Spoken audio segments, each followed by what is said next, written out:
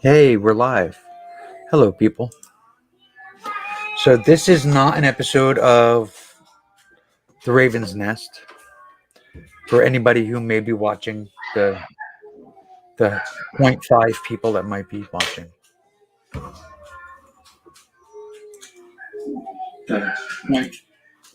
There you go.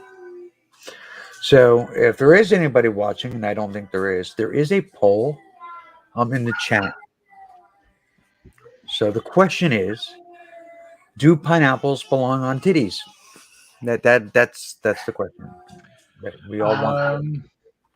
I don't know. There are two watching though, according to, and I'm not actually in it, so I'm not one of them. So even if you're watching, it means there's at least one person watching. Yeah, this is true. So whoever you are, take the goddamn poll. Well, it's funny that somebody could get in that fast, like the instant you. Goddamn poll. Well, it's funny that somebody. Hey, is that me? That was me. I went to jump in. I'm going to take the poll. So, do pineapples belong on titties? Right, do pineapples belong on titties? Belong? No. I mean, can they be there? Yes, but they don't inherently belong there. Why would anyone want to block them anyway? I mean, how do you do this? do what? Take the poll. You have to be. You just click on. It takes a second before it registers your vote. Oh, I see. But I voted. Okay. Because both sides are not the same. And if anyone needed more proof of that, all we need to do is see the response to Texas.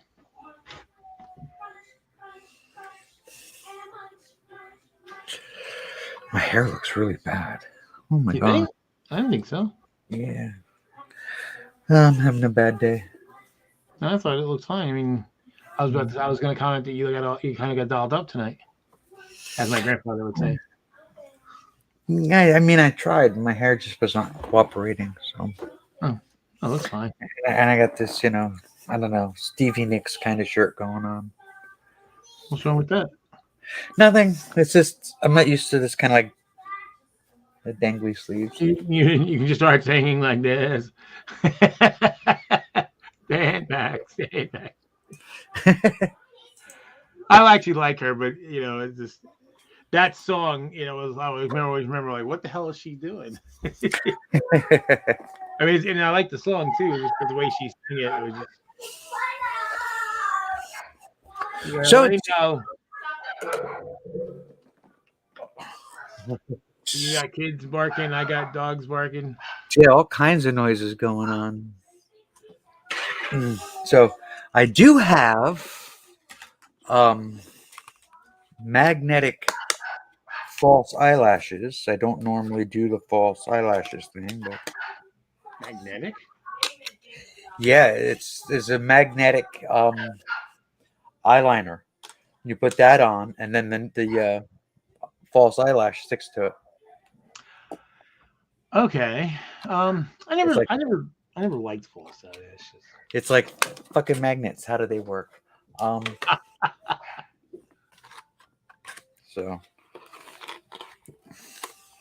yeah, I'm pretty knackered. I was actually glad that we didn't broadcast last night.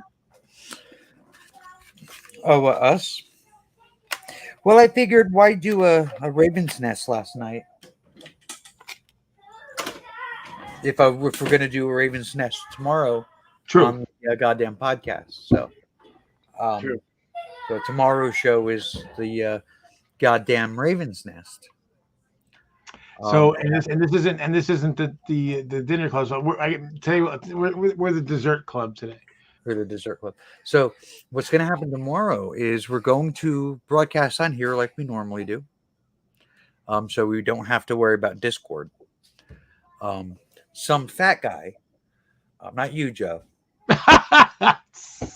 Some other fat guy. That was too easy.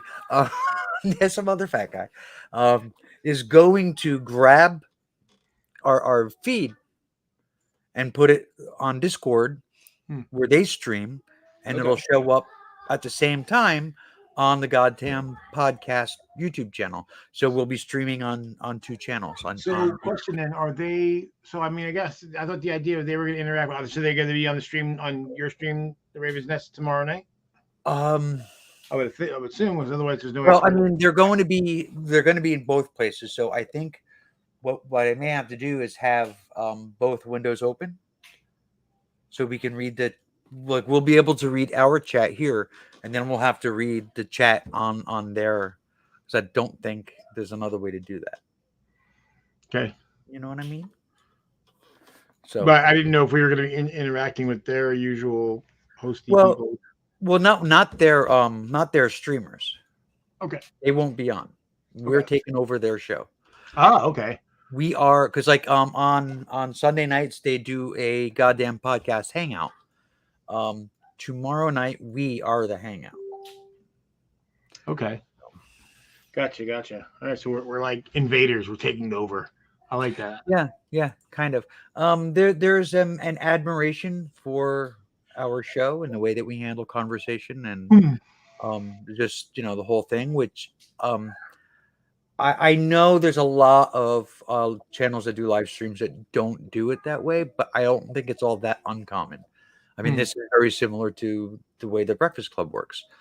This is the way I've always done live streams. It's always, but I mean, there's, there seems to be an admiration for what we do, and they want to introduce that to their audience and maybe build both of our audiences at the same time. Well, that's pretty cool. I think part of it maybe I'm speculating, but look, we're both from New Jersey. We don't pull punches. We don't mince words. If we have something to say, we say it, and I think they and their audience appreciate that. It could be. It could be. Now, one thing that I do have a little bit of concern about when it comes to like nothing negative about their audience or about our audience or about anything. Just they are not. They're not right wingers. They're not necessarily as left as a lot of us tend to be in our circle. I know I used to be a regular viewer of the Goddamn Podcast. I was always friends with Coctopus Prime. I've been friends with Coctopus Prime for a long time. I was always friends with Dark Matter. We've been friends a long time. So I was a pretty regular viewer, contributor to chat, blah, blah, blah, blah, blah. And I always had a good time. Over time, some of the people and the guest hosts and some of the things that they talked about really felt like it was moving further and further right. And I bailed. I was just, I don't need that. Yep, I'm with you. That's why I don't watch that many channels anymore. So, but I mean, I checked in with them again, probably a couple of months ago, and I mean, it was TJ still. It was Dark Matter, but what's his face? The Rhino Jersey boy. His name, Live Life. Oh, got him. Yeah, he's gone. Yay. Drew was the guy that did the stuff behind the scenes. He had family stuff, so he's gone. Some of the guest hosts, I didn't know their names that really seemed like they were much more right wing. They had like the tough guy kind of attitudes. They're gone. So it's just like, okay, I was like, okay, I think I can enjoy this again. So I started contributing again in chat. They started, I guess a couple of months ago, they started doing a lot more hangouts during the week. So they have like the regular show on Tuesday nights. It's like the Goddamn Podcast. But then during the week, they've got different crews that'll do hangouts, like on Saturday night and Sunday night. And I think there's the Thursday night, I think. Anyway, and some of them are kind of loopy. Some of them are kind of loopy. There is some like UFO stuff and some conspiracy stuff. There's it takes all different types. It's entertaining. It may not be the best source of some information, but some of it's entertaining. It's fun. They asked me to appear a couple of times on that, especially when they found out that I had transitioned, and it was like, "Oh my God, you're Dev Shell too? I remember you." Um, so that was always fun. And after doing that a few times, and then them coming to watch us while we were on, it was just like, "Hey, why don't we do this thing where you this at least this one time you bring your brand of discussion to our show?" That's cool. Yeah, right. I think part of it might be too, since like you said, they're more maybe toward to the center than either of us. Yeah. Maybe it's because we also don't have a problem criticizing our own side when it's necessary. Yeah, and they're actually really good like that. They are hard on Democrats and leftists. They're really hard on progressives. Some of them are. And that can be refreshing. It can also be a little worrying because sometimes there's like some real regressive attitudes or reactionary people that can hide behind a lot of that rhetoric. Right. So when I hear some of that stuff, I immediately kind of like, and that's the reason why I don't listen to a lot of centrist channels either. So I'm kind of in this very narrow band. I don't listen to progressive channels really anymore. I don't listen. I'm kind of in this right between the two.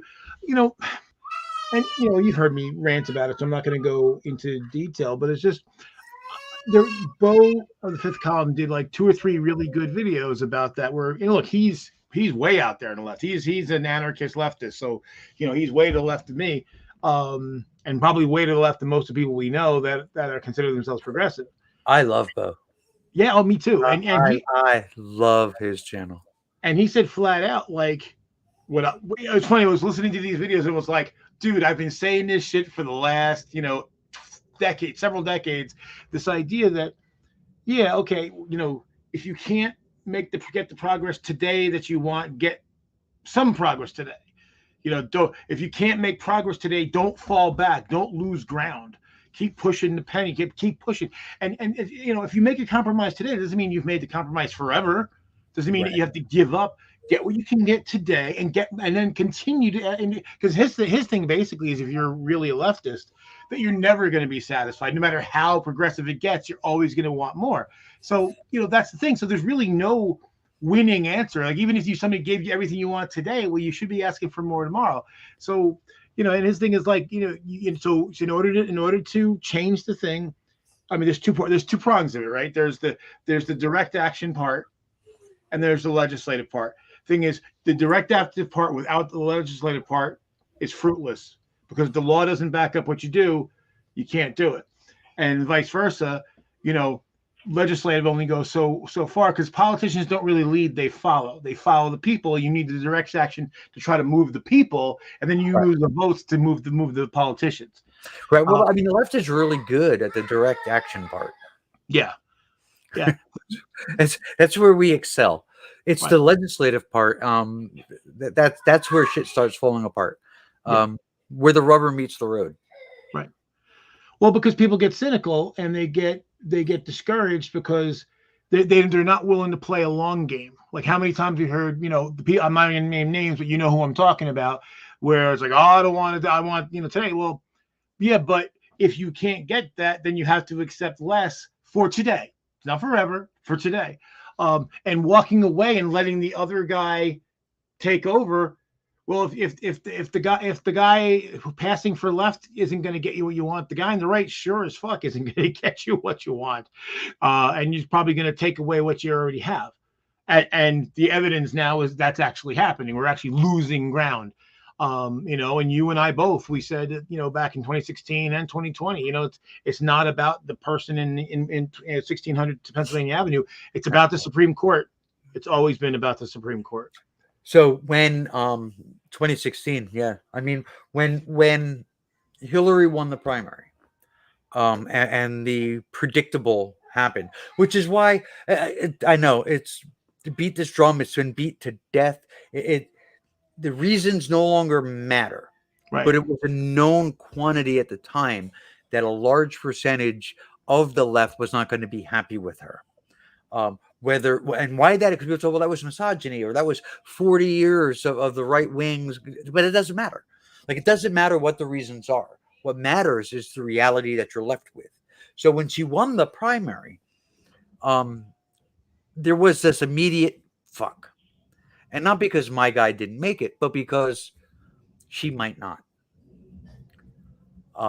So when predictable for me anyway, when the predictable happened, it was just like, okay, now we are in Save the Republic mode. And if you're not in Save the Republic mode, you're probably part of the problem. Right. Exactly.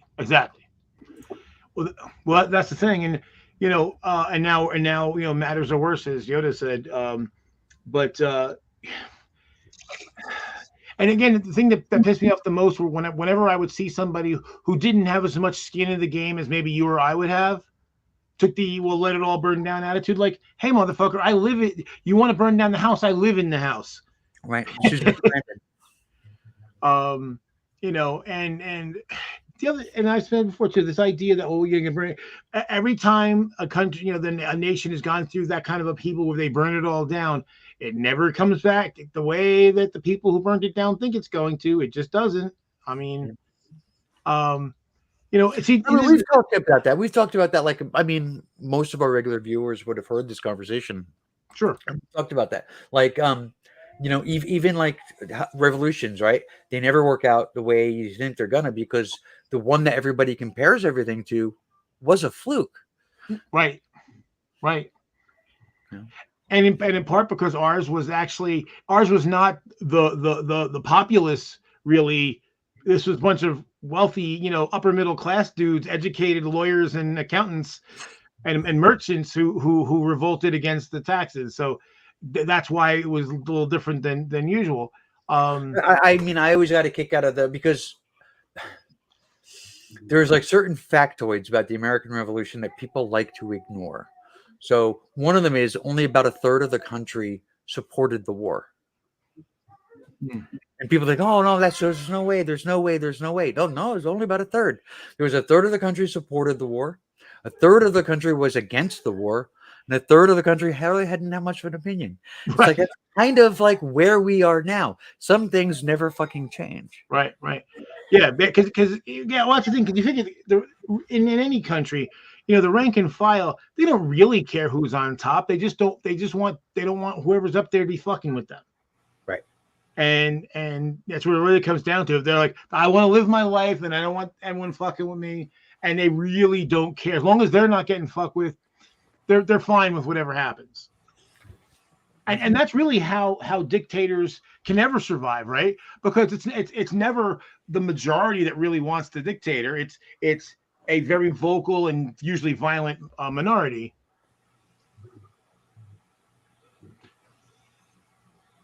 I am curious about your ice cream.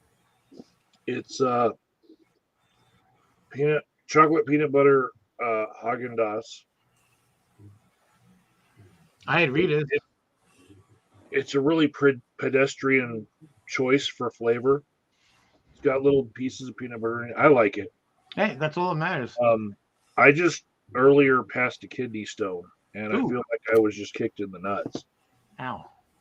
So I'm taking care of me, self-care, right? It's like someone took some razor blades and just scraped the insides of my penis out. Really. I actually was more than once carried out on a stretcher from a kidney stone. I understand completely. I've had kidney disease for a while, so it actually does get easier over time.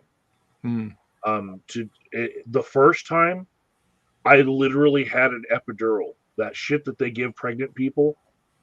The Army hospital gave me a fucking epidural for the first. Well, it's the closest thing to childbirth that you will ever experience. Well, now I have like home remedies that I swear by, like using cranberry juice to wash out any kidney infections. which Cranberry juice. a is lot good. of the pain is from the infection. It's not from the actual stone. Hmm. So Well, that helps. I mean, a lot of the paint is from the stone too, though. It's a crystal. It's got a lot of sharp edges. Yeah, there's no when it happens, there's no getting around that part. It's like lightning, come out, you dick. Flash has had problems with bladder stones. He's had to have operations 4 times. Wow. He just and so we've made some major modifications to his diet to try to cut back on it because he kept and the thing is 3 of the 4 times they were the calcified ones, like the magnesium ones. They can actually explode those with sonar, not sonar, but like sonic. But the calcified ones they can't do shit about. Those have to come out surgically. So it was, and unfortunately our vet doesn't do the sonic one, so we would have to take him into New York City, and it would have been a whole thing. So we ended up just doing the surgery, and then they were like, "Oh no, we could have done this sonically." Like, oh great. I'm a little feverish. That's why I'm eating the ice cream. Mm. The shit kind of goes through me, but I feel like we're on this point in this conversation where I have no shits left to give, right? I really feel like there is this unseen thing that it's just not realized by a lot of people. Prior to this conversation, I actually had a conversation with Nick Bravo, right? I'm sorry. It was good. He saw where I was coming from, but basically he was blaming a local detox facility for not caring about the clients when they decided to not renew their contract with the local police to take people for detox. And I explained to him why this has been happening all over the country, where community mental health centers, just like giving care to the poorest people, it's a thankless thing that you don't get a lot of money for. Mm. Right?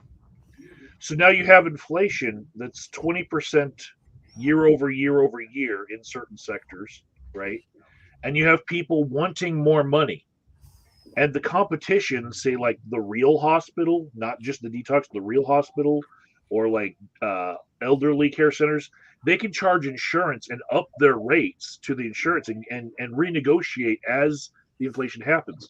But these cities and police departments have contracts with these community mental health centers, the detoxes, that they want to renew at the same fucking rates that they were 5 years ago. Yeah. So no one can afford to pay more. So then there's staffing shortages, which makes the care suck. And the only way they can wake the city up to the fact that, no, you can't pay this much because we're actually operating at a loss and we're about to shutter our fucking doors because of our contract with you. The only way to do it right now is to say, fuck you guys, we're not renewing our contracts. We're not taking any of your clients right now.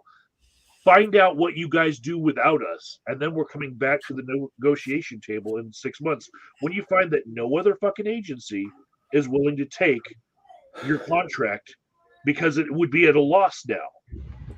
Because you can't realize that you have boiled us like a frog in a fucking pot.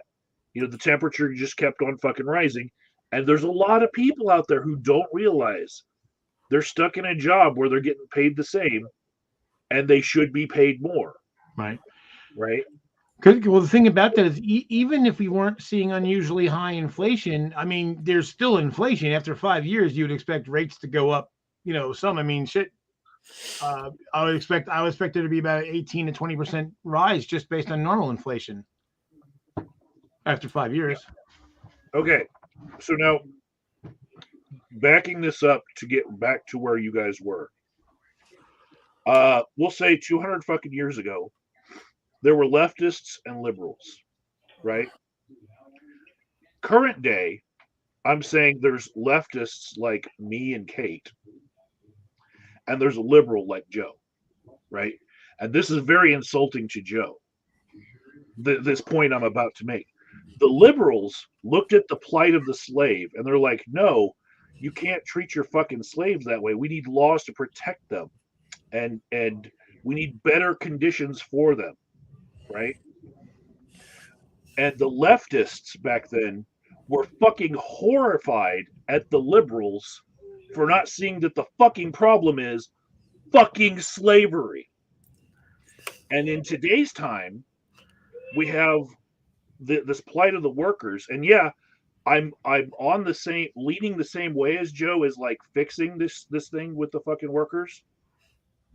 But I'm horrified with Joe that he can't see the fucking problem is we're all slaves now because of fucking capitalism.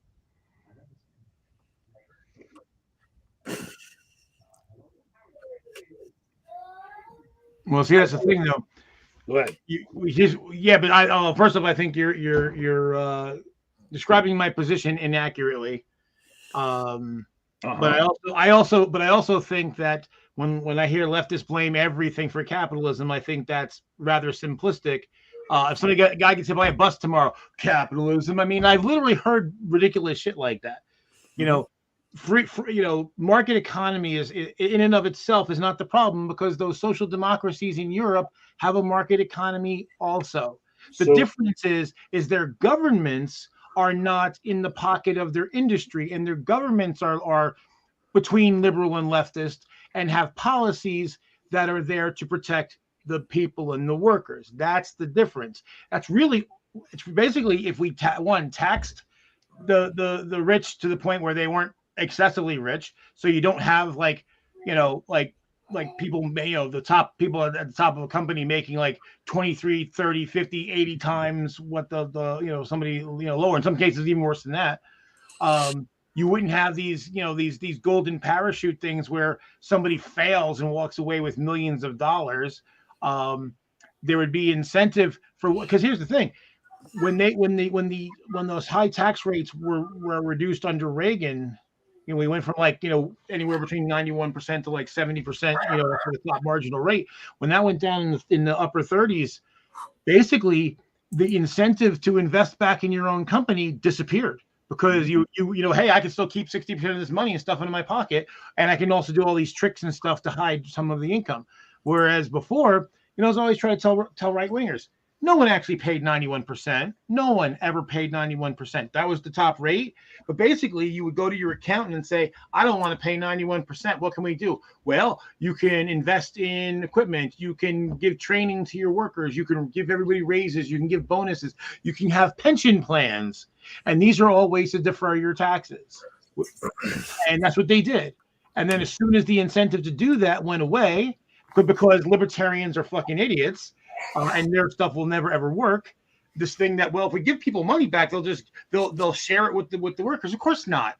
They're not going to do that. I'm not willingly. Not other parallels. I think that we're just fucking missing, right?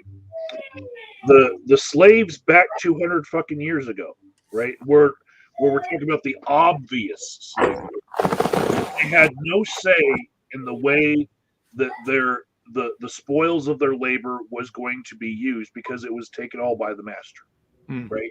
And anything that was given to them at like the company store or anything, master at any time could come down to the field and fucking take it away from them. Right, because they didn't actually own anything. Now move to present day, same fucking situation, only we have CEOs of corporations instead of masters, and it doesn't matter what fucking color you are. That's not entirely true either. We have this surplus from our efforts that is being generated, and most of it goes to our corporate masters. Right, because the top marginal rate is 5%. Fucking spend, and because they are in league with the fucking government and fucking buying them off, there are ways for them to manipulate the markets to just cheat us out of the things that we've already earned. Backdoor taxes and whatnot. I agree. Libertarians scream about all the time. I agree with all of that, Mike. So, Joe, just like you very quickly just said, that you didn't agree when he said that, it doesn't matter about skin color anymore. And you're like, yeah, it's not true. And it's like, I'm going to partly agree. We're not all in the same boat. We're all in the same storm, but we're not all in the same boat. So, right, exactly.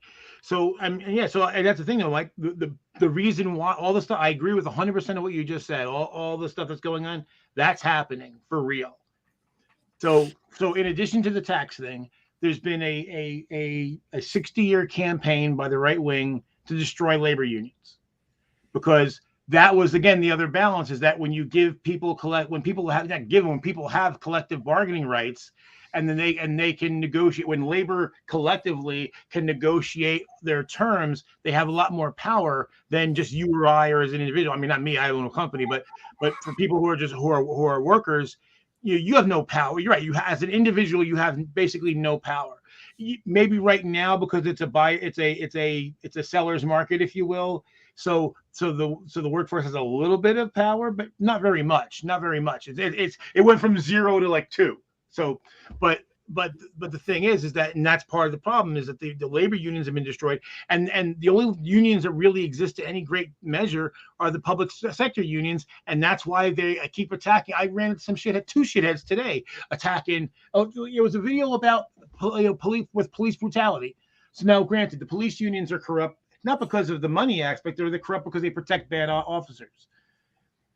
So this person bootstrapped that from, instead of saying, hey, the police unions have a problem with sheltering bad cops, to there shouldn't be any public sector unions. Well, that's basically trying to pull the nuts out of what's left of labor's power. We agree that increased taxes on the rich would be a good start. Absolutely. Well, and strong and a return of labor unions would be a good start. Return of labor unions, good. And that's both of us leaning towards the left. Where I depart and go way the farther left than you is, I truly believe that the wealth that the CEOs have begets wealth at a measure that hurts all of the fucking workers, to the point where it's not just that we need labor unions and that we need to tax them more. They are so far beyond taxes even like fixing the fucking problem. So, I mean, it's kind of understood. Capitalism funneling wealth to the rich. It's kind of understood that when you say capitalism, you're not talking about capitalism, like all capitalism. Like Joe is a capitalist, right? His wealth is not in and of itself building wealth and funneling anything. He's living, right? He pays his mortgage. So, and that's what like, whenever, people start like, oh, capitalism, it's like, it's, I get what you're saying, but can you at least admit that you're not saying all capitalism? Well, because I can admit that we live in a capitalist country, and the fact that we have to operate this way doesn't say anything about what we actually believe about. Like, I'm operating as a capitalist in this country, and I'm doing better than a lot of fucking people. But see, the thing is, Mike, I still see the problems in the system. Right, but the problem you're pointing out about the funneling is happening because there's no incentive against it. Because that's the only real difference between us and those governments in Central. Well, for one, they actually have a universal healthcare system, which we badly need. And again, I come up with actually a very right-wing business justification for a universal healthcare system. Yeah, I'm not right-wing, but I was the right wing when they came up with Romney Care. Well, yeah, but Romney. Well, the thing is, though, Romney Care is still it's better than before, but it's still not where we need to be. I'm for a universal healthcare system, and again, because it's streamlined. It's actually better for small business. A universal healthcare system would actually help small business. It would make me more competitive against the larger corporations who have deeper pockets and get better rates than I do. Because my employees shouldn't have worse rates because I'm a small company versus megacorp that's got thousands of employees. What difference? What part should I? Why should I even be involved in my employees' healthcare? You want to tax me for it? Great, I'll pay the bill. Here you go. Here's the money. But why am I involved? Why do I have to regulatory? I should just pay. Here's a check. You guys figure it out. It should be between you and your doctors and the people who sign the checks, and nothing to do with me at all. That's the same. That's the same as a death panel, and you know it. Well, and the way that things are going, universal health care is an eventuality. It's got to be. Just look at insurance companies themselves. They're supposed to be there to help you when you get sick and operate as insurance. But when they have to return better profits quarter after quarter, they start making the premiums go up to where people can't afford to get sick still, even though they have insurance. And they're actually better off having none of that fucking insurance and actually being on the public healthcare system. And it's working itself out. My friend Adam worked for a company that was doing government work. He had health care. However, his hospitalization what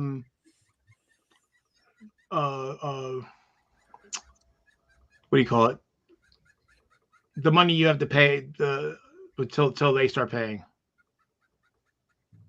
The deductible limit. Thank you, deductible. Man, I'm drawing away. So his deductible was so high, he was already in a lot of financial problems as it was.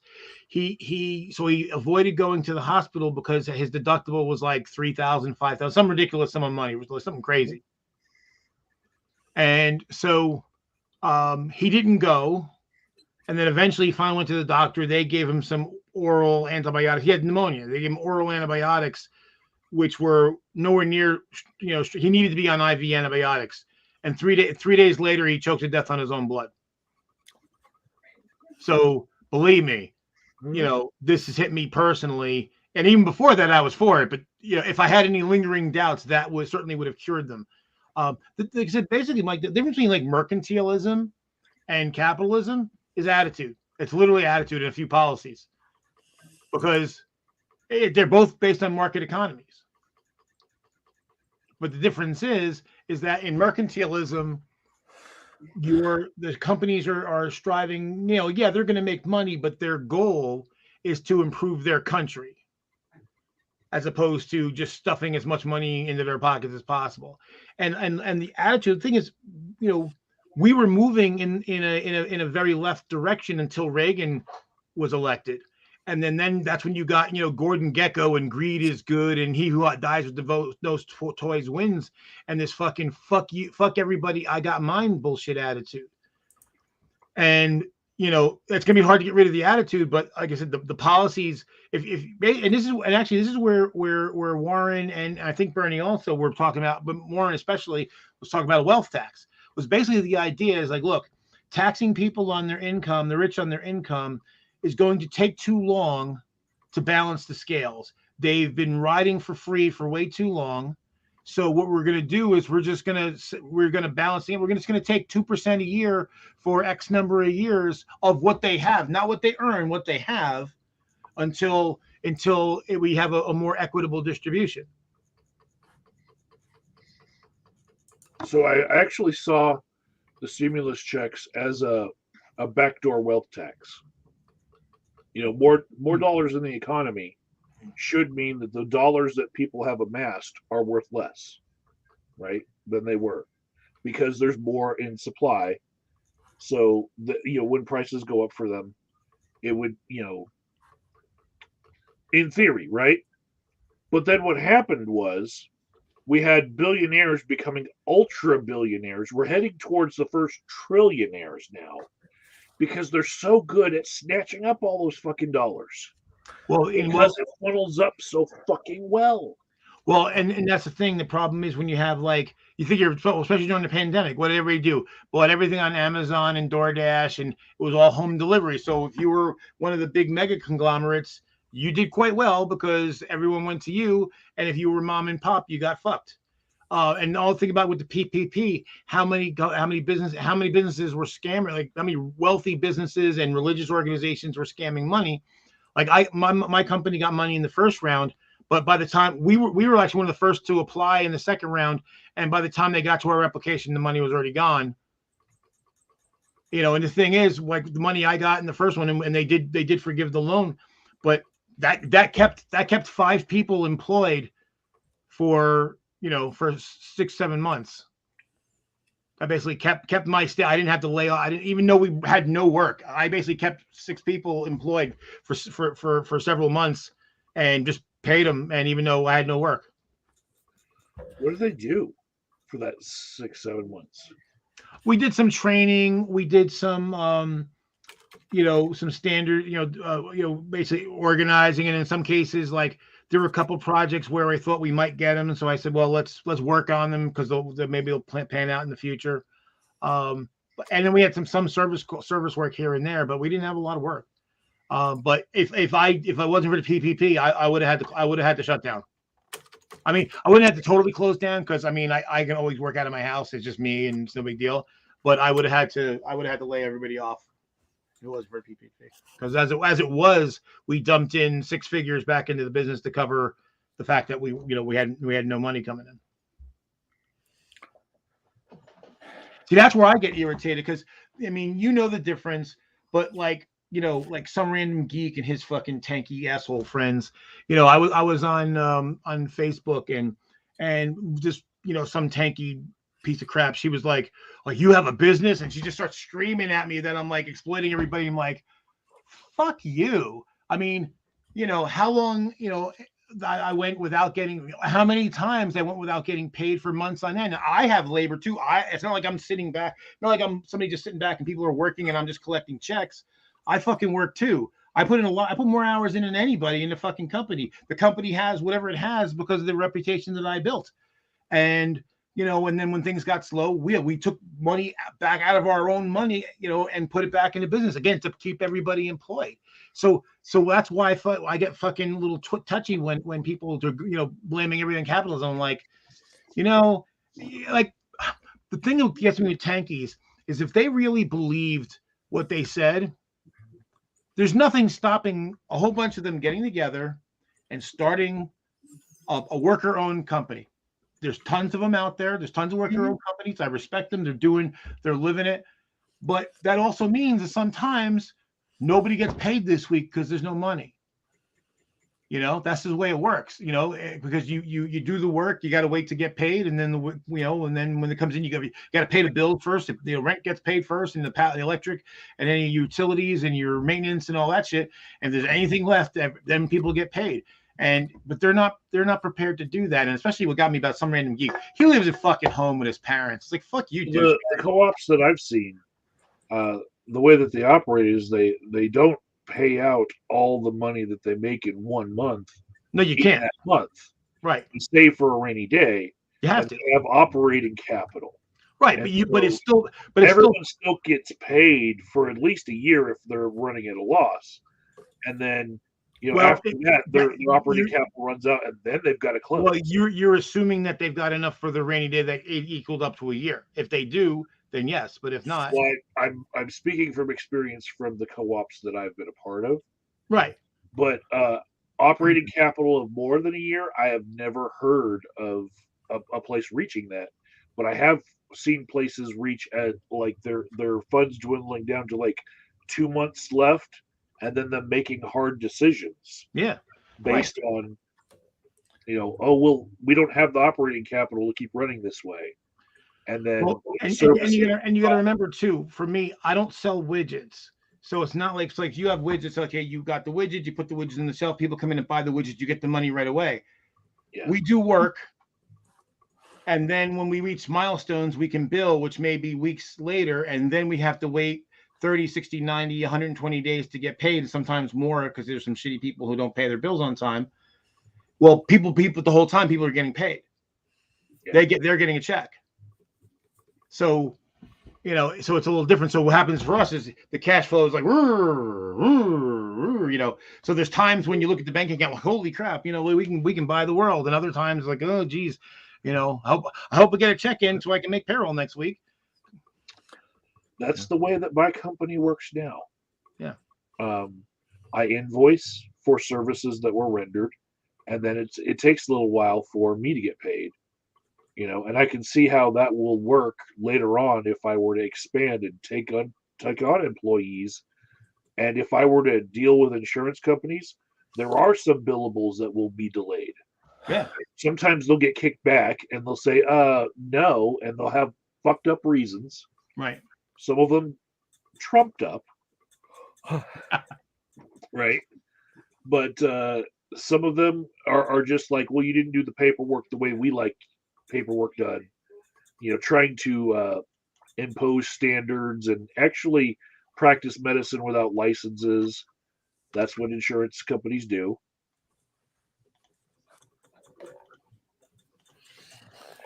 And they found a way to insert themselves into you know, people making money as middlemen, and the way that they have amassed millions upon millions of dollars, they use that for lobbying to keep themselves as middlemen, and that's why we don't have universal health care. No. You know, one of my solutions to that right now is I don't take insurance. And I don't know that I want to head towards having my practice take insurance. I might take Medicaid, which I get that it's considered insurance, but I'm not going to take those other insurances because uh, I don't agree with their existence. They fuck things up. You know, they impose things upon the workforce that don't need to be there. They decline people care that they need, you know, in the name of their own profits. It's just not something I want to be a part of. And if everyone did that, you know, it would look, there would be a horrible ad campaign about how doctors are evil for not taking your insurance, right? They're just greedy bastards. And man, the slew of TV commercials that would happen against every profession that rejected insurances, it would be a really big stink. But that's what needs to happen. We all just need to say no. That kind of money is no good here because it comes with all the things that is ruining our country. So you want to hear something neat? Sure. Changing the subject, really, so it centers on me. Um, I was curious because I have a consultation with a surgeon coming up on July 1st. So I called the insurance company to try to find out if they had a list of things that are covered and not covered as far as transgender care. And the girl told me they don't, that everything depends on how the doctor writes it up, which I thought is kind of crazy. But so I was, the other day I was like on my phone on the internet, and I just did a search for my insurance company and the state and transgender care. And one of the first things that popped up was this. And is the wording here is what caught my attention. Non-genital, non-breast aesthetic surgical procedures are considered cosmetic and they're not covered. Yeah. Non-breast. So I was just like, that is implying that breast implants are covered. That's what Yeah, because like guys like to see breasts. Yeah, I guess that might be why. So I'm like, what the Yeah, hell? we're going to deny everything else, but I kept patriarchy still exists. I kept scrolling, and then criteria for breast augmentation. One letter from a mental health professional, well documented gender dysphoria, capacity to make an informed decision, old enough to do it, and maybe on hormones. And I'm like, holy shit. my insurance will cover it. So Nice. when I go for my my consult for bottom surgery, I'm going to ask the doctor about that. Nice. So, Just to jump back what we were talking about a minute ago. So, Mike, just now, I get what you're saying, but here's the thing. I tried. Here's what I'm at. So, my budget for this year, and this is without me taking a single penny.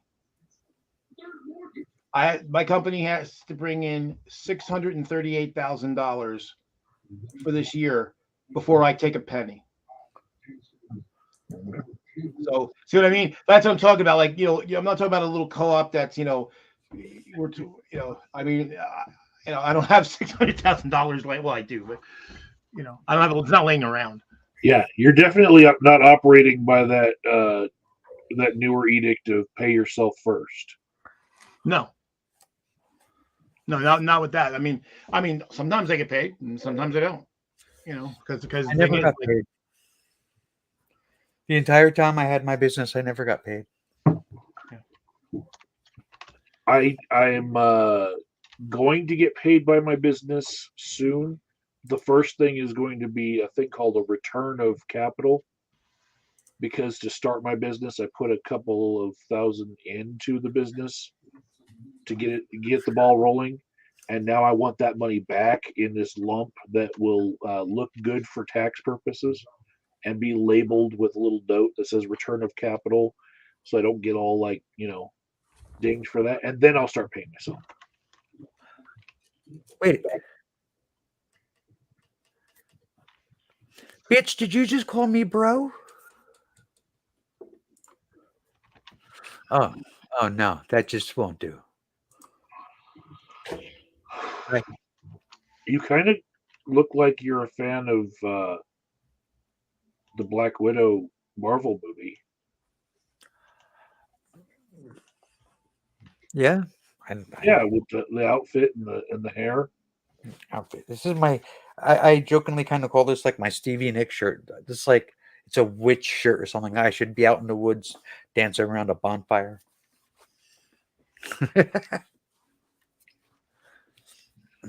Vegas is saying if you can't beat them, join them. Take the insurance. I found that there's enough work out there that I don't need to take that insurance.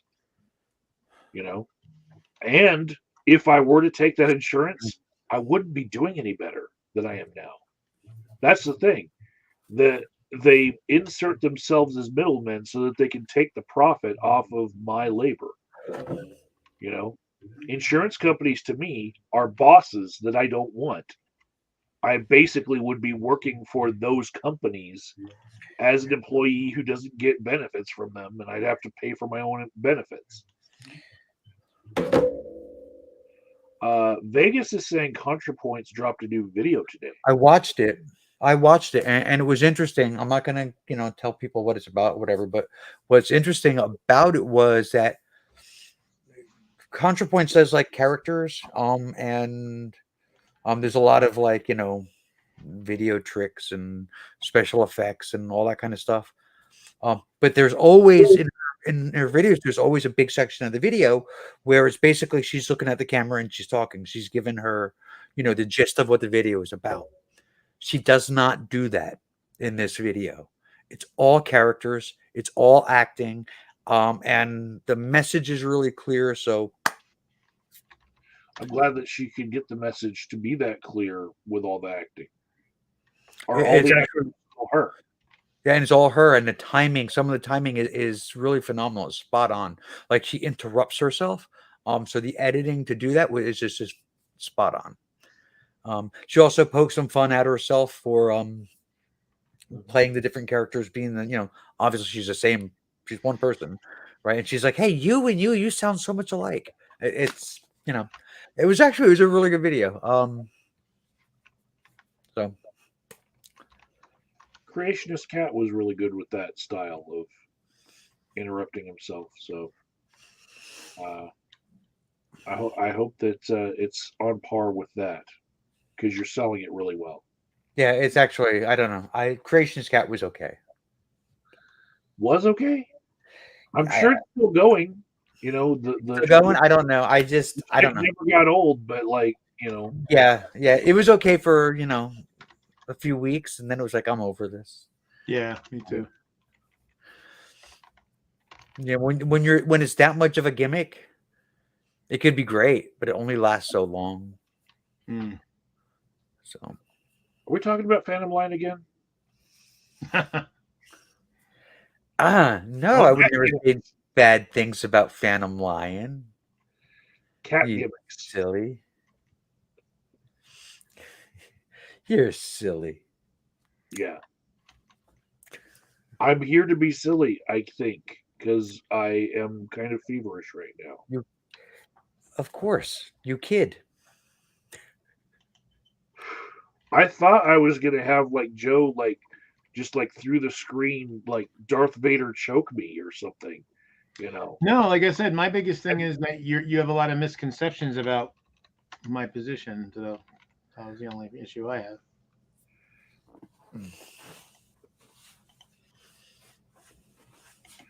Man.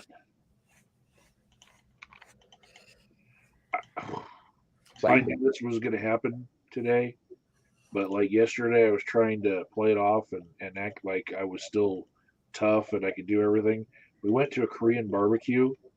And when you get like all you can eat and you feel like you need to eat all you can eat in order to make it worth it? Mm. I did one round of things on this Korean barbecue hibachi in the middle, and I could not eat anymore after just like one round of barbecue stuff. And usually I'm like a 3 or 4 rounds of the barbecue. But like I was literally getting sick from food. Mm. Huh. I don't even want to talk about being sick anymore because I don't want to upset people that are watching. But it's So, been I mean, it's been a rough week. I think it's been a rough week for a lot of people. Yeah. I texted some of my clients because I didn't realize that in changing agencies that I work for and all that, there's no upfront girls now for me that handle things like, hey, there's a federal holiday coming up. Maybe you don't want to have clients scheduled on a federal holiday, even though there's reasons why they have to be there. It's like it sucks when people have to show up for their therapy on Right. Memorial Day. Right. So I sent out some text like, "Hey, I'll take you later on in my week if you want to just like move days just this week." It turns out that you're the upfront girl. I am the up front girl, yes. And so the last place I worked had 2 really great people that were good at what they did, and they happened to be girls, and not even fully women. Like I'm talking like first jobs they ever had, and they were great at it. But now I got to schedule myself, and you know what else I figured out? Fucking Juneteenth is a fucking real federal fucking thing, right? Yeah. This is the first fucking year. Right now, this is the year where it's like supposed to be in effect, and Juneteenth is the federal holiday. Motherfucker falls on a Sunday. So who's getting Juneteenth off? For like, when like the holiday falls on a Sunday, is it like the Friday or the Monday you get off, right? Who the fuck is getting Juneteenth off this year? I bet you fucking nobody. I'm working June 18th because that's a big fucking Monday for me. I'm trying to make Memorial Day happen for some of my clients so they can enjoy it with their families and not have to worry about breaking up their day by seeing this mug recovering from sickness. You know what I'm saying? But Juneteenth should be just as important as any of the other fucking holidays where if it falls on a Sunday, you get Monday off. It's on the list of fucking important holidays. We put it the fuck there. And I used to have upfront girls who could handle these things and make this was not a thought that I would have before, right? But now it's all on me as business fucking owner, and just contract working. Now I have to make decisions about Juneteenth and whether or not I want to respect it the way that other holidays are respected. Because if we don't, then why the fuck are we even calling it a fucking federal holiday if we don't do the same fucking things that we do for other federal holidays? I think the thing that they're trying to celebrate needs to be fucking celebrated. Well, Right. you could do like what I do. I've got we have 11 or it's either 11 or 12 paid holidays. I forget it, one of the two. But in either case, we have 5. Basically, half of them are fixed on the calendar, and the other 5 are your option. So basically, you pick what makes sense to you. So if Juneteenth matters to you, you take it. If you're a leftist and May Day matters, you take May Day. So because see that's the thing, Mike. See, I'm a lot more left than you think. Because basically, my thing is, why should I determine for you what matters to you? If you're religious, not religious, I don't give a fuck about Easter, but somebody else does. Yeah. Hear me out though. If you don't care about the things that made Juneteenth important, Well, I do. I don't want you as my fucking employee. We need to fucking celebrate that one. Okay. I would like it if they do, but I basically Christmas is optional. Christmas, go ahead and optional that. Juneteenth is really fucking important. And I certainly think so, sure. We need to fucking treat it as such. Well, basically, all of my employees are free to treat it as important as you think they should be. Joe. What? You would never say Happy Memorial Day to Raven or I, would you?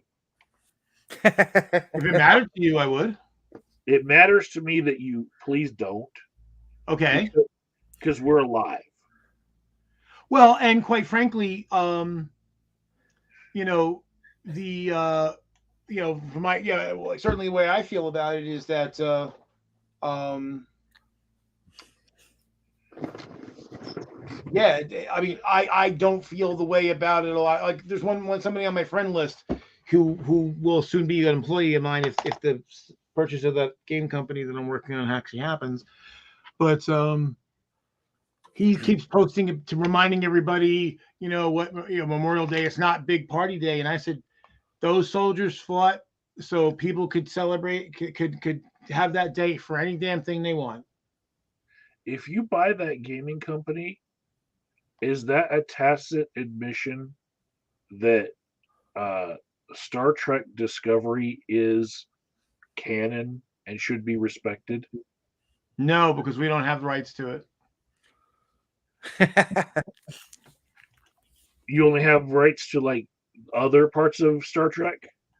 Basically, when that company who has the license now that we'll be buying, they had a settlement with Paramount in 1987, and so they were basically allowed to use basically the stuff they were using up to that point, which included the original series, the animated series, and the movies up to that point. No TNG? Okay. Now we talked now my other principles, we have talked about potentially licensing additional Paramount properties in a separate license deal, which we if we can get a good deal or a reasonable deal with Paramount, we'll probably do, but we don't know if they'll give it to us or not. So I want to go back to the Memorial Day thing. Okay. So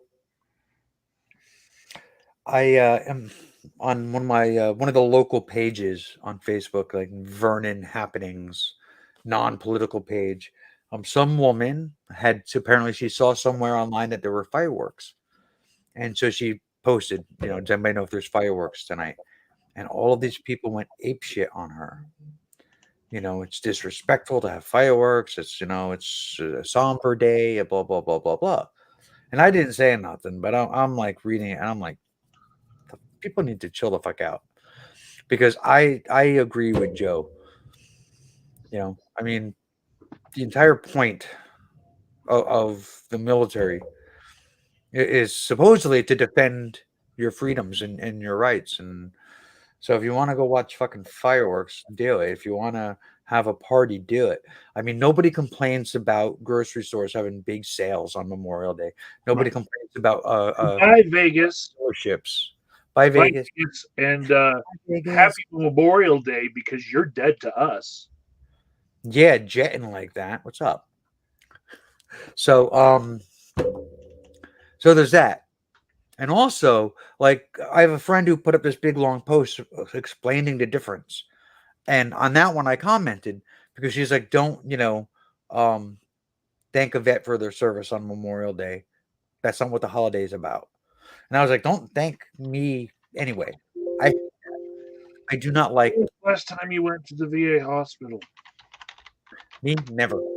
Never? Well, Let me tell you what the experience is like. You will not get out of there without at least 6 people thanking you for your service. I don't like it. I don't like it. And the reason why I don't like it is I didn't enlist for you. What did you enlist for? Benefits. I enlisted for the college money. Yeah, that was one of the, and I didn't really get anything. I also was told I would get dental coverage with my enlistment. I didn't get that. And I was told I would get a sign-on bonus. And in between going to the recruiter and signing all my final paperwork, there was a presidential change. And I was no longer entitled to a sign-on bonus. So yeah, fuck them. Anyway, but I didn't enlist, to be, I'm going to serve my country. I mean, I enlisted for very selfish reasons. Well, the other thing too, like I tore somebody a strip earlier today because it was basically a guy, Jenna Belk had posted on Facebook that they had said that basically it was like taking a swipe at white privilege, male privilege, hetero privilege. And so of course some white dudes have to come over and be aggrieved. Oh, you're picking on white guys. Like, yeah, shut the fuck up. So and so I basically said, well, because you're living in a society where those people with those attributes have advantages over the rest of us, whether they want them to or not, whether they accept they do or not. And then he started doing, well, I fought in 2 wars. Like, you didn't protect anybody's freedoms in those 2 fucking wars. Don't, I said, I know that's the that you had to mollify yourself. That's why you went out there and got into a war. You were fighting a war and killing and trying not to be killed. I know you need that emotionally. However, you weren't protecting shit. No one was in fucking danger. Yeah. I'll say that I probably have done more for protecting people's rights by having a YouTube channel where I'm openly atheist than I did mopping barracks floors and calibrating electronics and cosplaying like a real fucking soldier while I was in the army. And we went on campouts and we called them field training exercises. And Did that too? Yeah. There was no fucking real reason for us to have to, because oh, I loved going on field training with generators. That was cool. Yeah, I drove a truck that pulled a generator. I had licenses to be able to operate a whole bunch of generators, an 80K generator. And the reefer units, we would, we're dragging refrigeration units.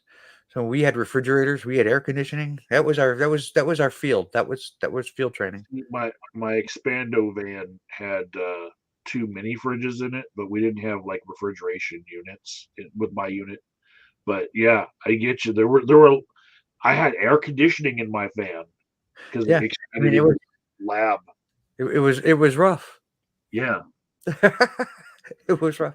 I mean, and like I said, I mean, I didn't enlist, I enlisted for selfish reasons. So when people go, oh, thank you for your service, I didn't do anything. I mean, I enlisted for selfish reasons. I did not go to war. I mean, I enlisted in wartime. But I mean, it was the end of the, the Gulf War, the first war. And it was just like, well, this is done. This is a safe time to enlist. And I was right. Joe, I have a story for you from the Army. Yeah. Putting up one of those generators, I had to pound a 6-foot spike into the ground. And we had to read how good our ground was, like the impedance, and it was still too high, even though I had pounded that stake 6 foot into the ground.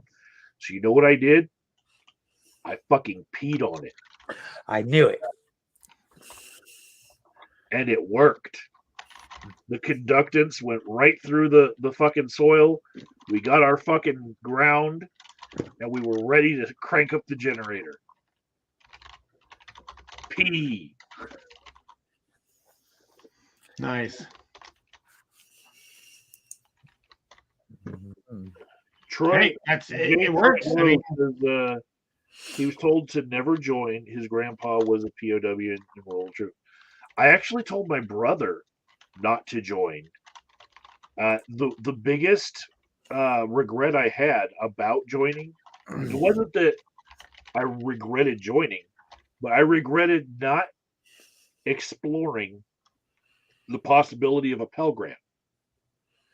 I actually just considered myself somebody who was never going to get any help to go to college, any financial help at all. And I should have talked to some college enrollment specialists. You know, they have guidance counselors on colleges just for people who are thinking about going there. And you go there, it's at the registrar's office, you know. You go in there and say, I'd like to talk to somebody about like the possibility of me getting some aid and going to this college. I never did that. I just gave up and said, you know what? Go to the Army, get the college money. For my brother, after I did all the push ups in the world to hold the earth down, I was like, no, dude, first we're going to go see if we can get you in without you having to do this shit. Because it sucks to do push ups every fucking morning. well, see, suck. the thing with me with all the vendors, because I used to actually do a lot of, go to VA hospitals and donate some time and stuff like that. And I think what's turned me off over the last 30 years or so, or 20 years at least, is it's become like almost like cultish. Like everything has to be about the troops. Like chill out. But then especially since 9/11, and it's like they're not the only people in our society. I'm happy to give them kudos for what they do, but yeah, it's just like this on demand. Like you have to worry. Everything's got to be like everything, and it's like I've actually heard people say like the only people who matter are those in uniform. Like really, that seems to be counter to what the whole credo of for the people serving is, that they're doing that so the rest of us don't have to. You know, and I don't like anytime. Well, it's performative. Anytime it's like patriotism on command. Well, that's not, if you're doing it because it's expected as opposed to coming from inside, then it's not sincere. Then it means it's worthless. What's the point of doing it if it's not sincere? I get that same feeling when I get 6. Thank you for your services going through the VA hospital, because I'm like, you thank everybody here for their service. That's not sincere to just be. That's like everybody you see, you say the goddamn same thing. Right. So I was called a baby killer because I was in the service. Wow. That's fucked up. I was like, yeah. I was like, okay, alrighty. I have seen posters by protesters that had similar messages, but I consider, like, I actually knew those protesters and got to know them after that, and I do consider them all to be crazy. So, for those of you who don't know, by the way, if you haven't seen it, there is a poll in the chat. What we want to know is, do pineapples belong on titties? So go ahead and cast your vote. I voted no. So they have poll chats now? Yeah, I found it by accident. But I was talking to somebody before I broadcast. They asked if I was on a broadcast, and I said no. And that's I don't know. And they said, well, you could. So it's something about talking about pineapples on titties, and I was just like, okay, I'll put that as the poll question. So there you go. Pineapples. Oh wow, that was It me. is. Yeah. Do pineapples belong on titties? Yeah. If you did, I don't know if you noticed or not, but the thumbnail for tonight's show I is did notice. I just saw. so. It is now with 10 votes at 50-50. Yeah. I will go ahead and make the argument to the contrary that pineapples do not belong on titties. Pineapples are like the only fruit that eats you back. There are acids in them that like break down your proteins. When you eat pineapple, you are tasting the flavor of it eating you back.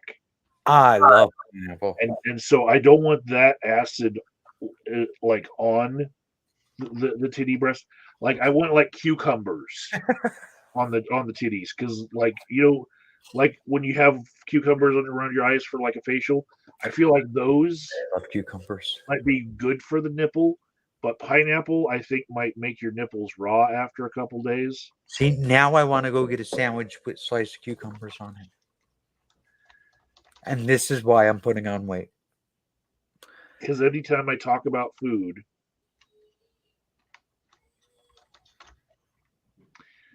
I want to know, did your kid gain any weight? A little bit. A little bit. We were just talking about that today. A little bit. I have been, breakfast with the oatmeal. Been doing the same thing as I've always done. For lunch, we're giving him because it's the only thing he'll eat right now. It's goldfish crackers. As much as he'll take. Okay. He's getting chocolate milk and 2 Pediasures during the day. He drinks a Pediasure. Yeah. He drinks Pediasure. Okay. And I've been giving him a different flavor of oatmeal for dinner.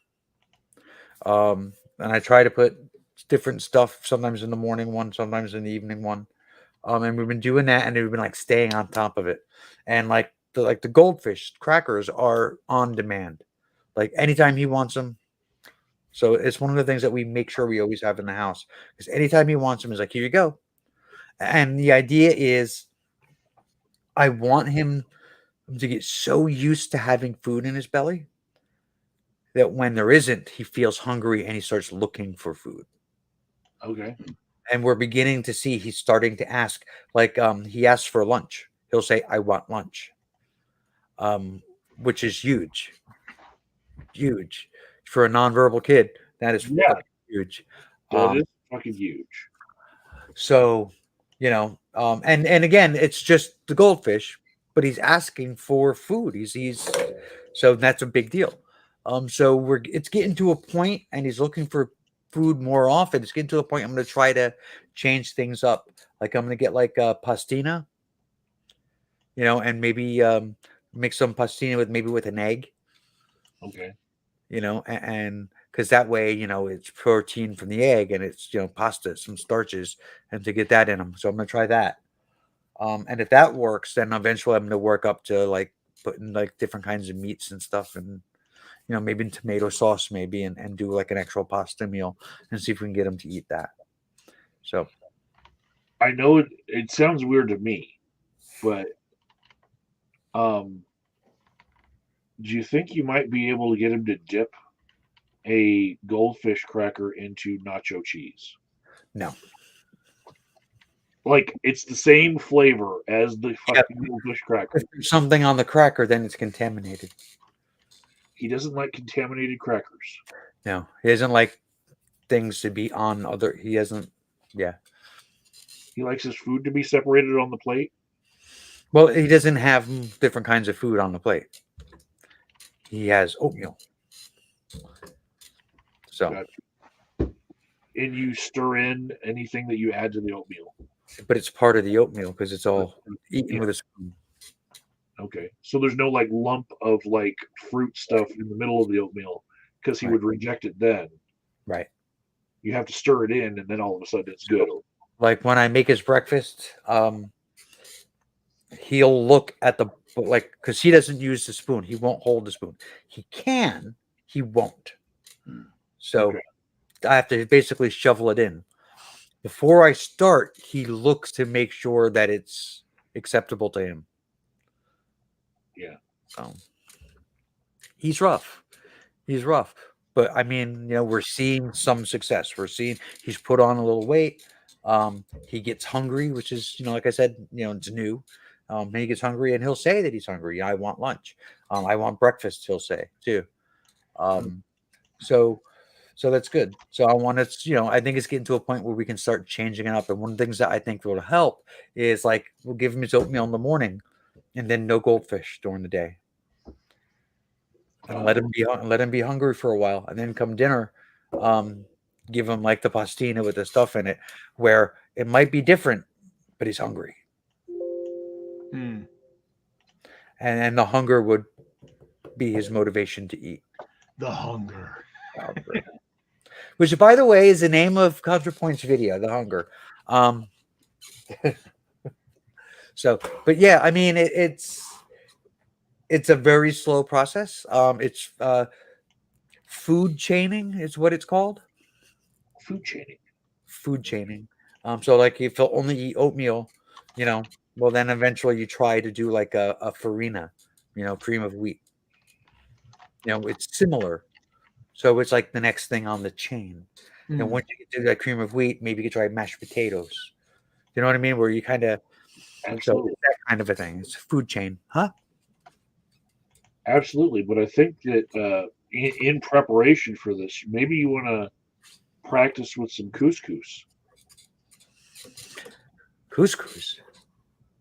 Yeah, and quinoa, because you're going to want to get ahead of this shit, so that you can have like baby steps after the cream of wheat and all that, so that you can get him up to like rice and whatnot. I like farina. Yeah, me too. I like couscous. Aha! Ooh, see? So, I mean, we have a plan, and I love noodles. And that plan, does have a history, a track record of being successful with other kids, and so it's something, and then we'll see. When I was very young, I can remember not liking bacon, but loving sausage. And they're so similar to me now. Like if I had one instead of the other come at a diner when I ordered one and got the other, I wouldn't complain. I'd be like, you know what? This is not worth sending it back. It's a meat that's on my plate. Right. I mean, that's the kind of thing that's that's kids, have unusual likes and dislikes, and it's not something that always makes sense. With kids on the spectrum, it's different, where it isn't the odd thing isn't what he won't eat. The odd thing is that he'll eat anything at all. And there doesn't seem to be a rhyme or a reason as to why he'll eat oatmeal, but nothing else. It's just what it is. It's just what he's willing to accept for whatever the reason. Right. Have you tried oatmeal cookies? No, he won't eat the cookie. So the same oatmeal, cookie-fied. He will not eat. What if he saw it being made? Nope. The hell? This kid. When he's old enough and he understands all of this, you need to play these videos back for him about like how much we cared about him gaining weight. So he understands like the fact that he's still around is something.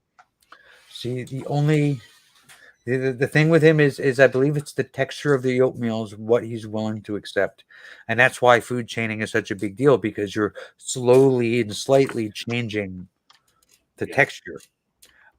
Just a little bit, just enough for him to tolerate. I can remember. Once he's used to it, you go a little bit more. Yeah, there were two types of sausage that were links, and the kind with the casing on the outside, I didn't like. The one that looked like ground beef on the outside, I did like, and the flat round one that was basically the same thing as that, I Patty, liked yeah. that, the patty, right? But the one that had like the casing link tasted different. I didn't like it, and I was like, bleh. Now sausage is sausage to me. Well, the thing is that the links and the patties taste very different. Yeah. No, I'll eat both of them, but I'm not always in the mood for both. Sometimes in the mood for the links, sometimes in the mood for patties. there is a type of link that is basically made out of the same stuff as the patties, Well, it's not so much the stuff; it's the seasoning. casing and the seasoning. Yeah, Because patties are generally not. They don't have I casing for. like turkey bacon now. Fuck it, Yeah. you know. Yeah. Turkey bacon is like the Christian rock of bacon. That's communist bacon.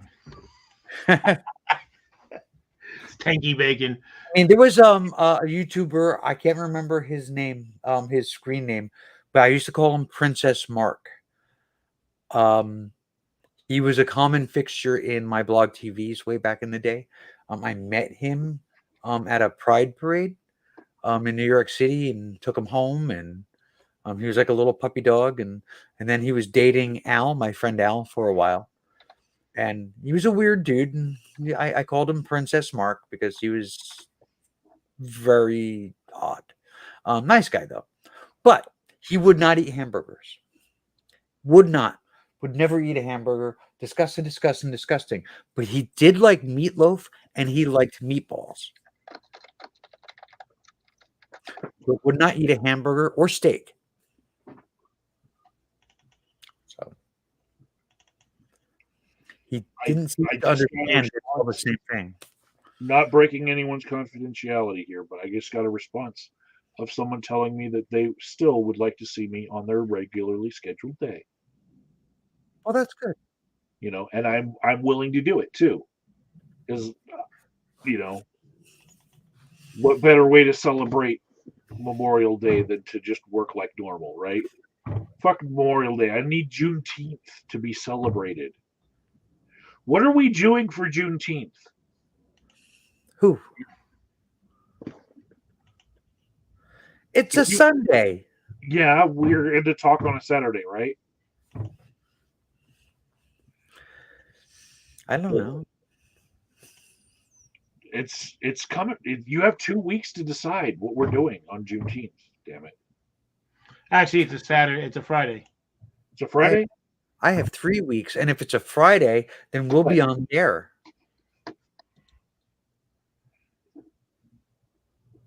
You're fucking right. It's on a fucking Friday. So we should get Fridays off on Juneteenth Friday. So there you go. And it's a Friday. So we'll be broadcasting because that's the regular night for the Raven's Nest. Yeah. No, see, Google says Juneteenth is Sunday, June 19th, not Friday, June 17th. It is the 19th. I'm torn between. Google told me it's Friday the 17th.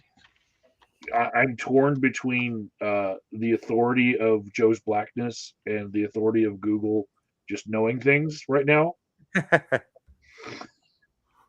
Like seriously. Well, you know what? I guess for federal purposes, it's being celebrated on the 17th. Of the people I would consider my true friends, Joe's my only black friend. And so if he tells me that it's set the 17th, we're fucking celebrating on the 17th. I mean, it's technically the 19th, but see, here's the thing. You were worried that since it was on a weekend, it wasn't going to get. It's actually for federal purposes. It's on Friday the 17th. Okay, so they've already made that decision because somewhere else they have upfront girls. I'm so glad that somebody decided this shit for us. But now I have to tell like all my clients, hey, if you'd like that Friday to be rescheduled, you know, if you want to be earlier in the week or something, I've got some open slots if you're, Juneteenth grilling. I want to be able to treat this like it's a real thing. I mean, like it's a real thing. What? Like I'm treating like Memorial Day. None of it, we make all this shit up, okay? I want it on par with Memorial fucking Day at least. I had to get you. Yeah. Like it's a real thing. Like it's been celebrated without the president saying so for like a long time. I think the word you were looking for was as a real day, not like as a real thing, yes. But it's been real where it's been real, I just want it like spread as intended.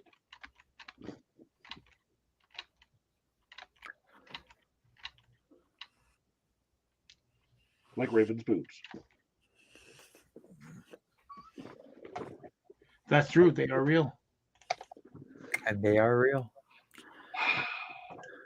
I can't deny the existence of boobage on this show. With or without pineapple? Yeah. I think there's far less pineapple than advertised on the thumbnail in this show, but yeah. Can I get someone deleted from the chat? Just like Sure. Well, bam. Just like thank you. That was disgusting. Yeah. Like for no fucking reason. Yeah, okay. I just even seeing what their name. I didn't see what they said, but I see what their name is. Yeah, that was not good. I mean, I will say disgusting things for a laugh. I didn't see the laugh. Like there was no joke there. Like, Joe, do you know why baptism was invented by the Catholic Church? Well, you tell me. I'm sure it'll be interesting. An interesting. Because it's important to wash your sex toys after you use them.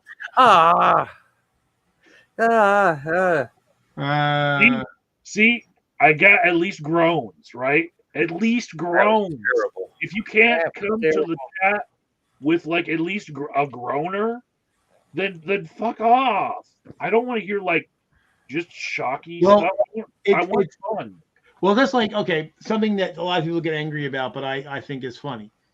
There is a, the Saturday Night Live sketch, and it's called The Most Evil Invention in the World.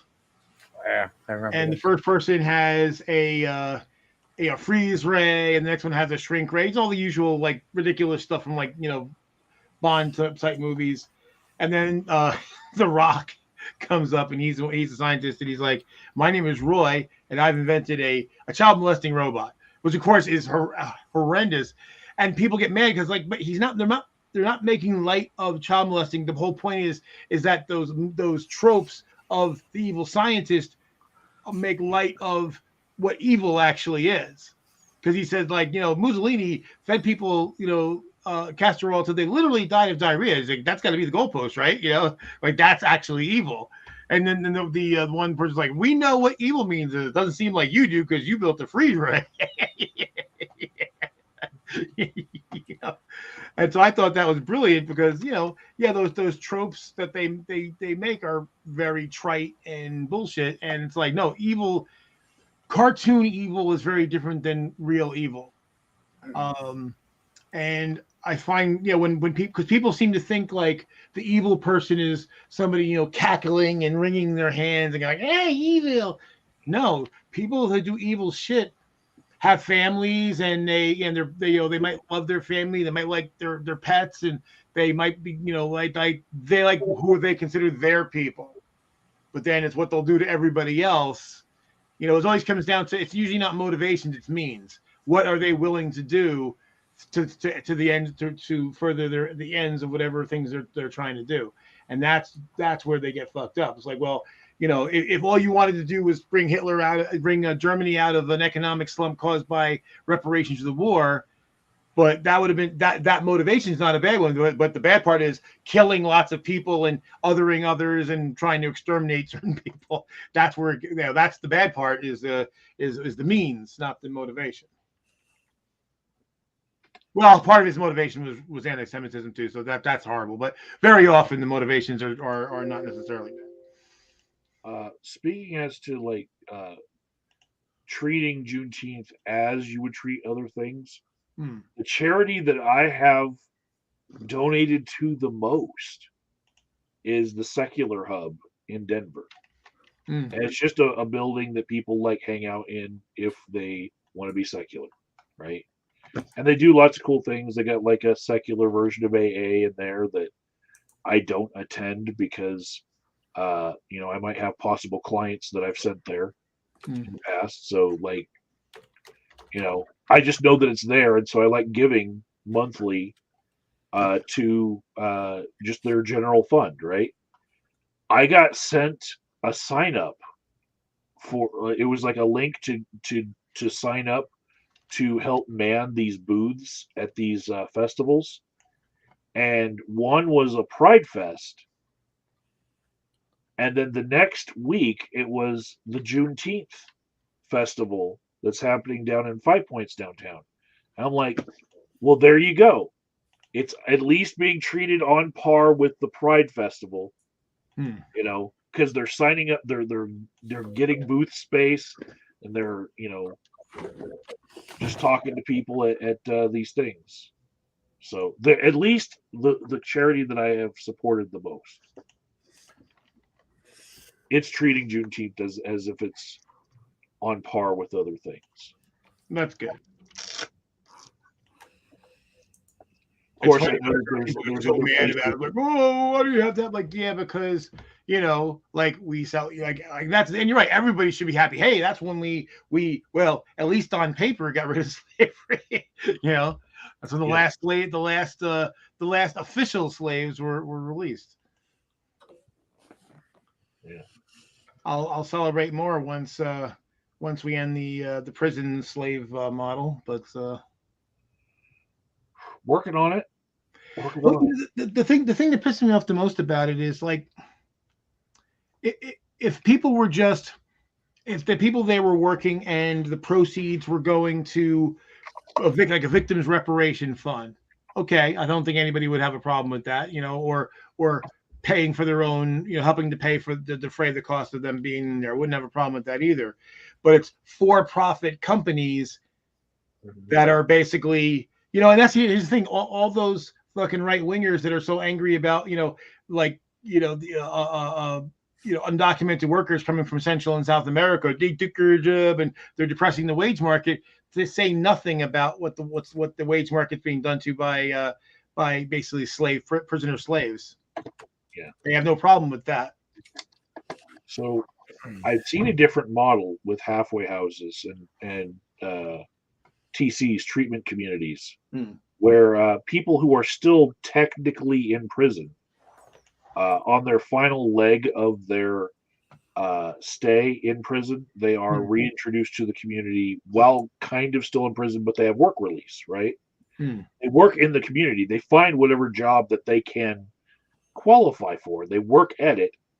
They can't have their own bank account. It has to go into the bank account given to them, right?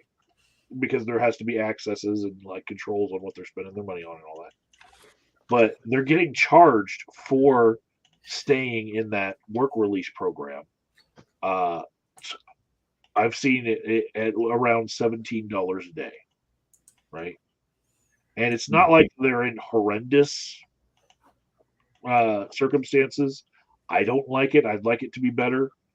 It's kind of like sardine packed in those rooms, ships coming from Africa with slaves inside, slave packed, more than 4 to a bedroom, and everyone has their own wall locker. That style of packing them in, and Raven basic training barracks packed in. You know what I'm saying? Hmm. and they're paying $17 a day for that.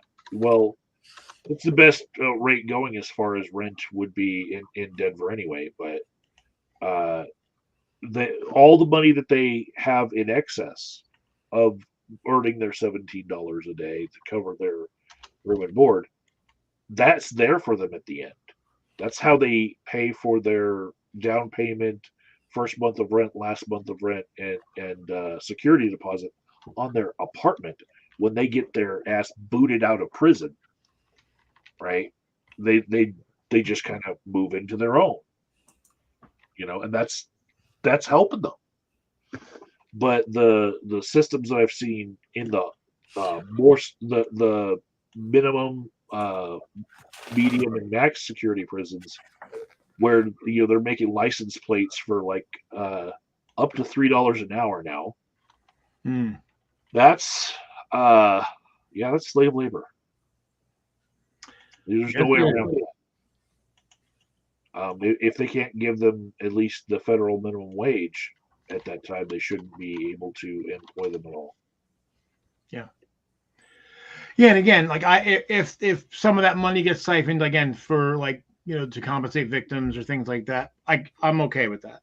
But yeah, not for like you know you know a lot of them are like call centers. Like a lot of times, people on call centers that are calling you, if they're not in the Far East, they're in prison. Yeah. It is something that you can train people to do, that they'll still be able to get a job doing that afterwards with the label of a felon. Hmm. And that's horrible.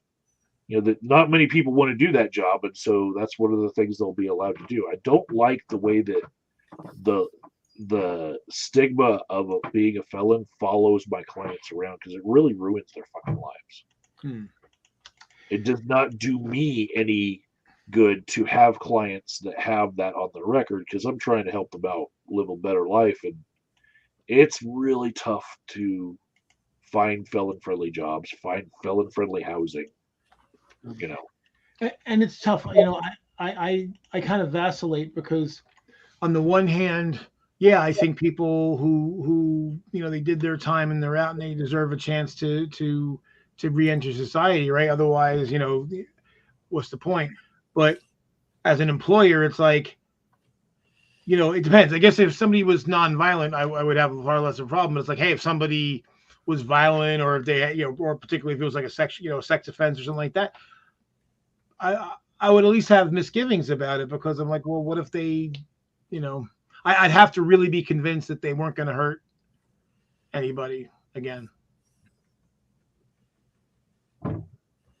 Well, because then that's on me, right? I mean, even if I'm not legally responsible, I would still feel, some moral culpability for whatever happened. I can say the odds of them hurting another person go up dramatically if they can't find a job. Well, that's true. Sometimes it's self-fulfilling prophecy. I agree with that. I honestly wish that there was a way that they could modify the requirements for military service to allow for people with,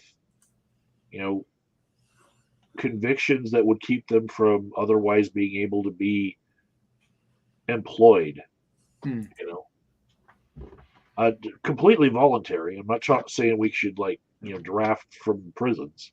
Right. But I wish that, because there are some guys who come out of those prisons jacked, like they can hold down the earth better than I did, right?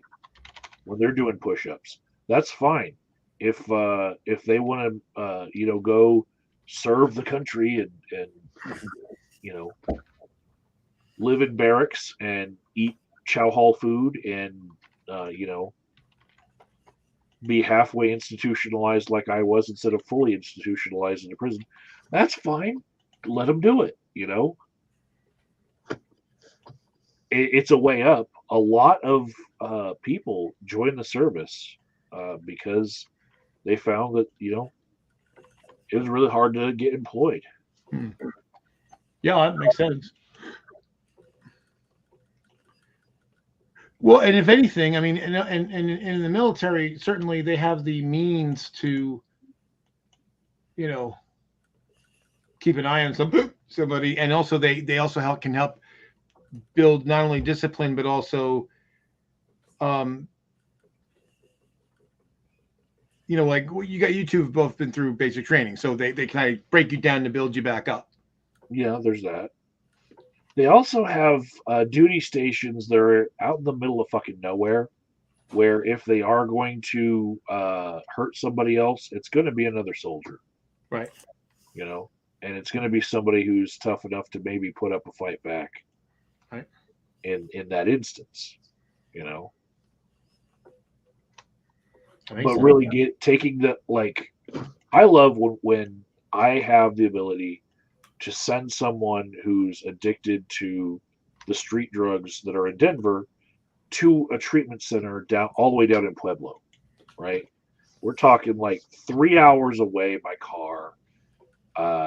Nobody who is your drug dealer wants to drive 3 hours south to come give you your drugs, right? Right. You are pretty cut off from the community that you knew. There is a drug scene down in Pueblo, but it's like an island that you send people to because they don't know anyone. The Island of Misfit Toys. Yeah, and then in that island, if they don't run into anyone who's willing to sell them drugs, they get some time to get some clarity and maybe decide to not be that way, and then they can come back and be better.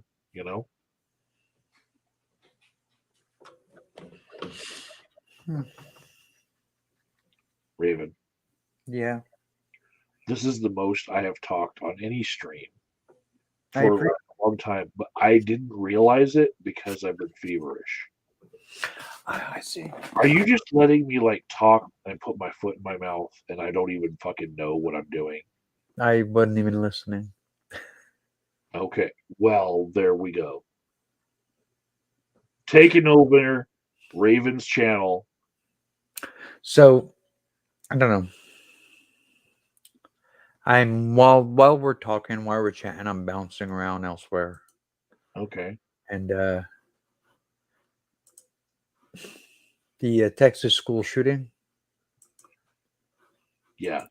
I am done in about a million different ways. I get you.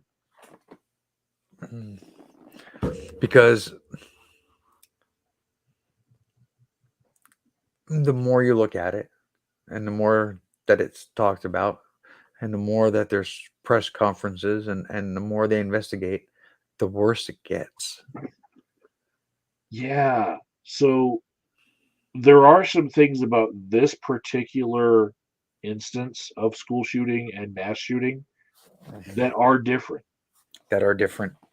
Right? And for me, the first one is we're in the middle of this shipping crisis and a shortage of everything in a pandemic. But the Right. one thing that we're not short on is thoughts and prayers. Right? Lots of those. Yes. Tons and tons of thoughts and prayers. We have not run out. I mean, I don't know. I was upset and somebody sent me thoughts and prayers and I had to send it back. Wrong size.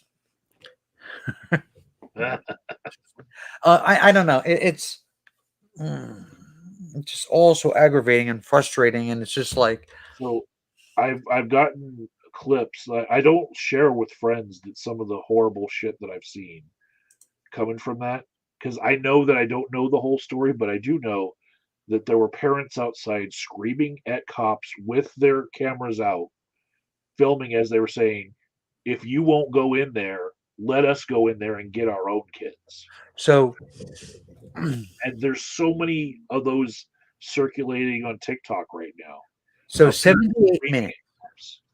78 minutes. Every time there's a shooting, there's a big deal made about the amount of time that the shooter was like in the school or in the establishment, whatever it was. And there's like, 40 people were injured in just 12 minutes, I mean, there was still the amount of damage that this shooter was able to do in 6 minutes is unfathomable. 78 minutes. Yeah. That's how long this was. So And not once until the very end was he approached by somebody that had anything to do with law enforcement. And it wasn't the cops. It was Border Patrol. a border patrol guy took him out. Yeah. And it's just like, what in the ever loving fuck?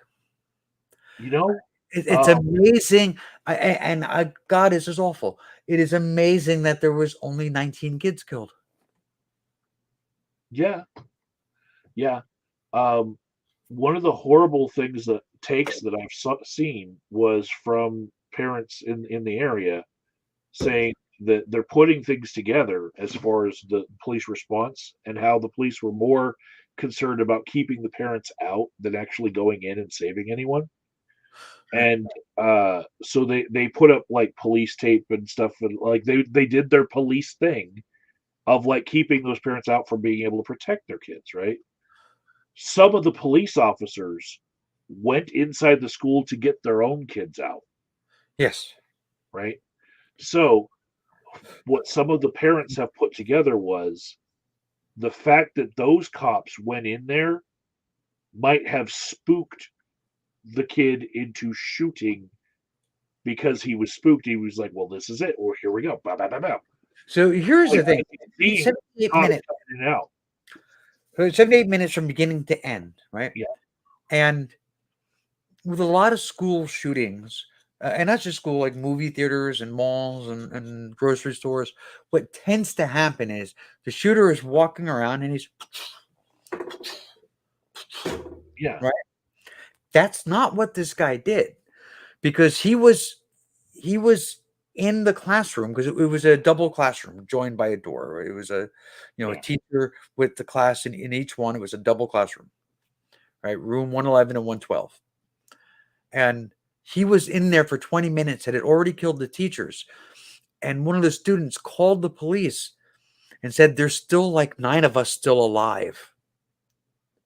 And that was after 20 minutes. And there was still almost a full hour yet until it was over.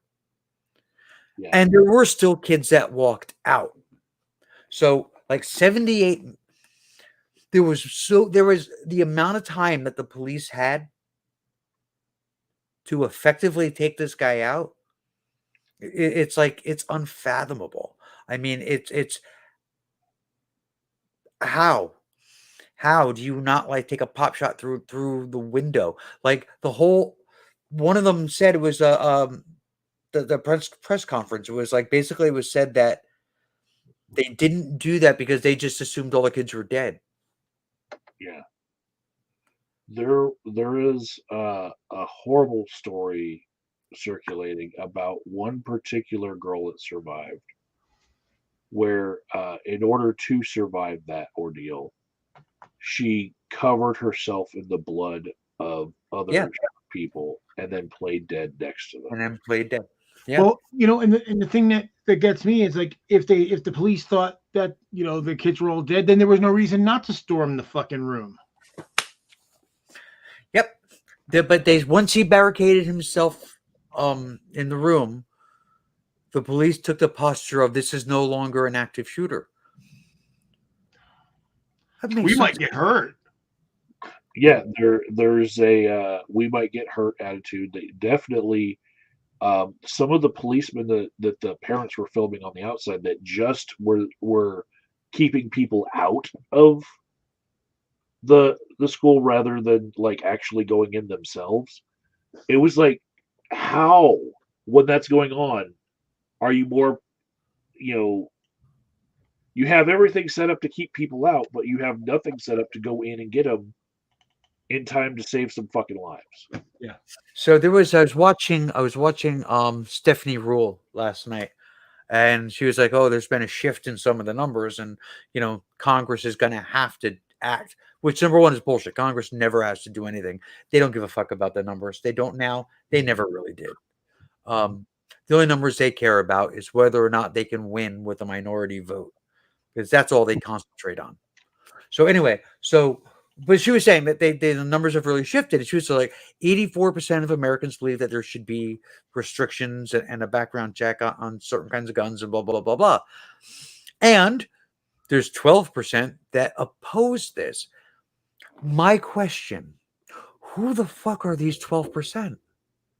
People who haven't been looking at actual facts. They've just been listening to politicians that are bought off by the gun lobby. That's my opinion of those people.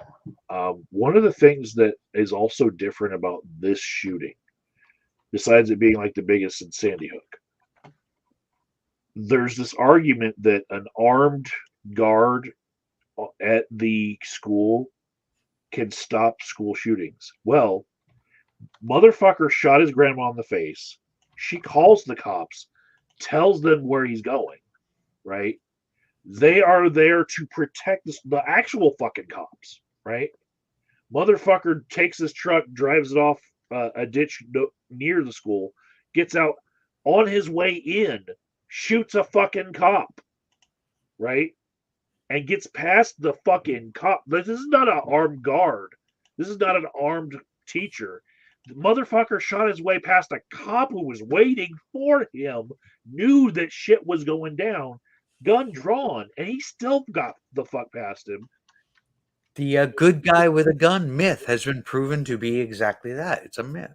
Because there was a whole squadron of good guys with guns, and this guy was still able to shoot up a classroom full of kids.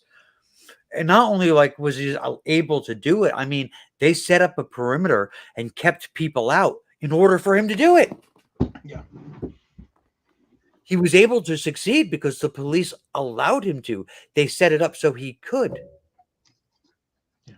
I mean, and don't get me wrong, that is not the same thing as saying that they intentionally were accomplices in this. But I mean, they created a situation where he was free to do what he wanted and take his time doing it.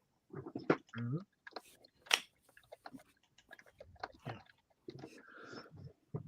So it seemed to me like they have a training that there's more blockable people. Okay. Yeah. But they have this training that is not realistic for the scenarios that they're facing, right? And they do have to, these policemen, be ready for any number of scenarios that can happen that they are required to respond to, right? Because we now count on police to do everything for us, right? If they could have more specific training on just one motherfucking thing, like being a police officer that serves and protects, rather than, say, being the mental health social workers all the time for the community. If we didn't have police doing every goddamn job, then maybe we would have better responses to things like this instead of the stock response, which was horrendously wrong this time. Maybe one of them might have ditched the whole guarding the police line tape and actually gone in and taken out the shooter. You know, but all they had was like their training of lock down the perimeter, don't let anyone in. Well, one of those people, ironically, might have been one of the good guys with a gun that could have done something. So there was one woman who they cuffed. And I mean, they that was it. They were going to arrest her, blah, blah, blah, blah, blah. Apparently a cop that she knows that was also there, she was able to talk him into uncuffing her and not arresting her. And as soon as they took the cuffs off, she jumped the fence and ran into the school and took her kid, grabbed her kid and got her kid out. It's just like, that's some crazy shit. Yeah. Well, and again, they were spending all this time stopping parents going in. Like, how fucking brave are they, right? You know, we stopped the parent from protecting their kid. Um,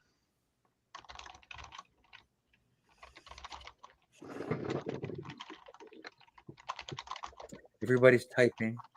Yeah. Are you looking up recipes? no.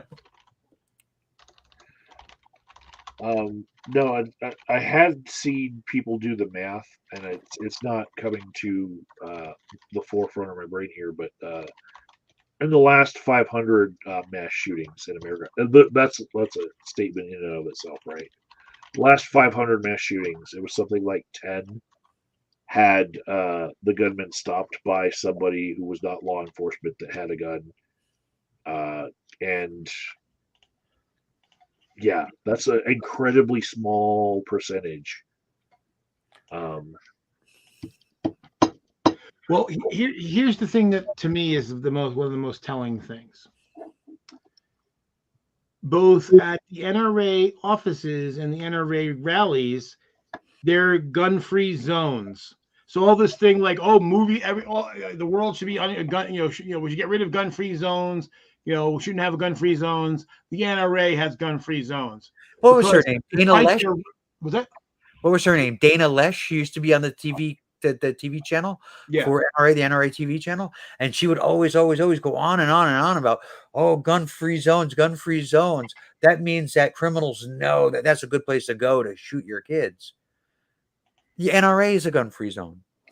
Yeah, so it just shows how bullshit they are because their rhetoric is, oh yeah, tough, blah blah blah, but in reality, they what they say is and this is what's fucked up. Here's what they say is they're the only thing that's keeping the Second Amendment from being repealed, which is absolute bullshit. It's bullshit. None of it is true, and they're not the only rifle association. Right, they're just the worst. So I've had a couple fever dreams this week with kidney infections and all that. And one of them, it was looking at toxic masculinity. And I know I'm not the best person to speak on this, but hear me out. There is this idea with this good guy with a gun that is not just like good guys with guns. It's people who want to see themselves as being righteous, that they are always ready for somebody to throw the first punch and then they get to punch back, right? So they're always ready and waiting for like there to be a shooter so then they can be a shooter. Right. And the measure of your masculinity is always being ready to use this violence that you're not supposed to use first. You're never supposed to use it first, but you're not a real man if you can't respond to violence with violence. Yeah. Right. We have a major masculinity issue in this country. I mean, I posted about it earlier. I wrote this whole big thing about it. But I mean, it's just like, yeah, we have a gun issue. We have a gun culture, blah, blah, blah. And that's bad. It's bad news. It's not really the cause of these shootings, though. No, it informs people's opinion about that good guy with a shooter. Right. Well, the good guy with a gun. We also have a mental health crisis in this country. I mean, it's a big deal. And we don't typically recognize that people need help until after they've like shot 50 people. Yeah. So there's that. But that's not the issue either. That's not the reason, for all of these shootings. Right, because most of them are not by people who are mentally ill. Right. Our issue is a combination of those two and a masculinity issue. Mm-hmm. Poisonous ideas of what is masculine. And the fact that boys can't have close relationships with boys because that might be considered gay or soft. And just having that thought needs to be beat out of you as an American man. Like you You can't have compassion. You can't have sympathy or empathy. You can't have any of that because that would be considered feminine. Yep. The And this only is the reason I'm reason not why. hugging Joe that closely is because his stubble to me looks like a Velcro hazard to my beard, and that's just I don't want that feeling. It's about texture, right? We can like hug like golf hug, Right. and we can So I put mean, chicken wings together on a mandate for chicken wings. I've I'll seen call it a people, mandate. I've seen people that within a family, the men in the family were comfortable, giving kisses on the cheeks. I've seen that, and I thought, I mean, they were actually shitty people, but I thought that was a healthy attitude, and I thought it was a good thing that they did. That as adult men, they could, you know, Yeah, greet each other with kisses. I Um, feel like Joe is like actively preventing us from being that way because he either needs to grow it out a little bit more or shave it completely off because he's saying to people, "Don't fucking kiss me on both cheeks, motherfucker." well, they don't want to do both cheeks. You That's could you could do it if you want. So it's your lips. No, no, I can't. um, and I've seen families where they can't do that. Like my dad, I could never kiss my dad on the cheek as an adult. Never, never, never. I actually tried, and he did this. I honestly, I have an issue with my brother, and it's because we both went through the same trauma of being raised by our mother that I just feel like I get him very well. I feel very, very close to him. We didn't hug as much in public, and his kids noticed, and they always want to see us hug now, and that makes it awkward. Yeah, I guess. I don't know. I mean, that's the thing is that when you can't show men that you're close to that you care or you can't show any affection, you're crippling part of yourself as a human being. Yeah, You're intentionally crippling your emotions and expressing your emotions. And it doesn't just affect you, right? His kids noticed, right? yeah, If they if did. if I don't know, how he raised his kids, but I mean, for a lot of people, they will raise their kids the way that they live their lives in the way that they were raised. So that's something that kind of thing is something that trickles down. And then when you add to it other social norms that may kind of come up as years go by, or experiencing different things, um, from different points of view, you could end up with people who are not only not comfortable showing other people of the same sex that they care about them, but also have extremely negative feelings about people who are comfortable with it. Yeah. I don't go into my brother's house or leave my brother's house without hugs from his kids. Mhm. From totally from them, just by rote doing it. But I like to live my life sometimes like I am there all the time, and I don't like saying goodbye or hello with like big fanfare. I like to just be able to come in and raid your fridge, and that to me says that I am close enough with you that I can go in your fridge, find a soda and start drinking it, and you're not going to get pissed off at me because we're family, right? But yeah, they noticed that there was something off about us, and they're trying to correct it. But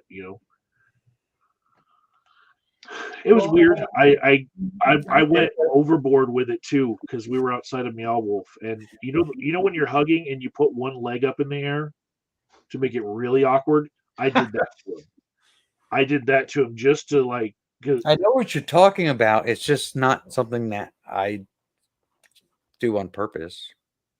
well, if you're going in and people are watching for you to go in, go with gusto. You know. No, I mean I have hugged people, and one leg goes up, but it's not something I ever do intentionally. It's just I don't know. This was like total when Harry met Sally. It's just a feminine thing, I guess, and I don't know.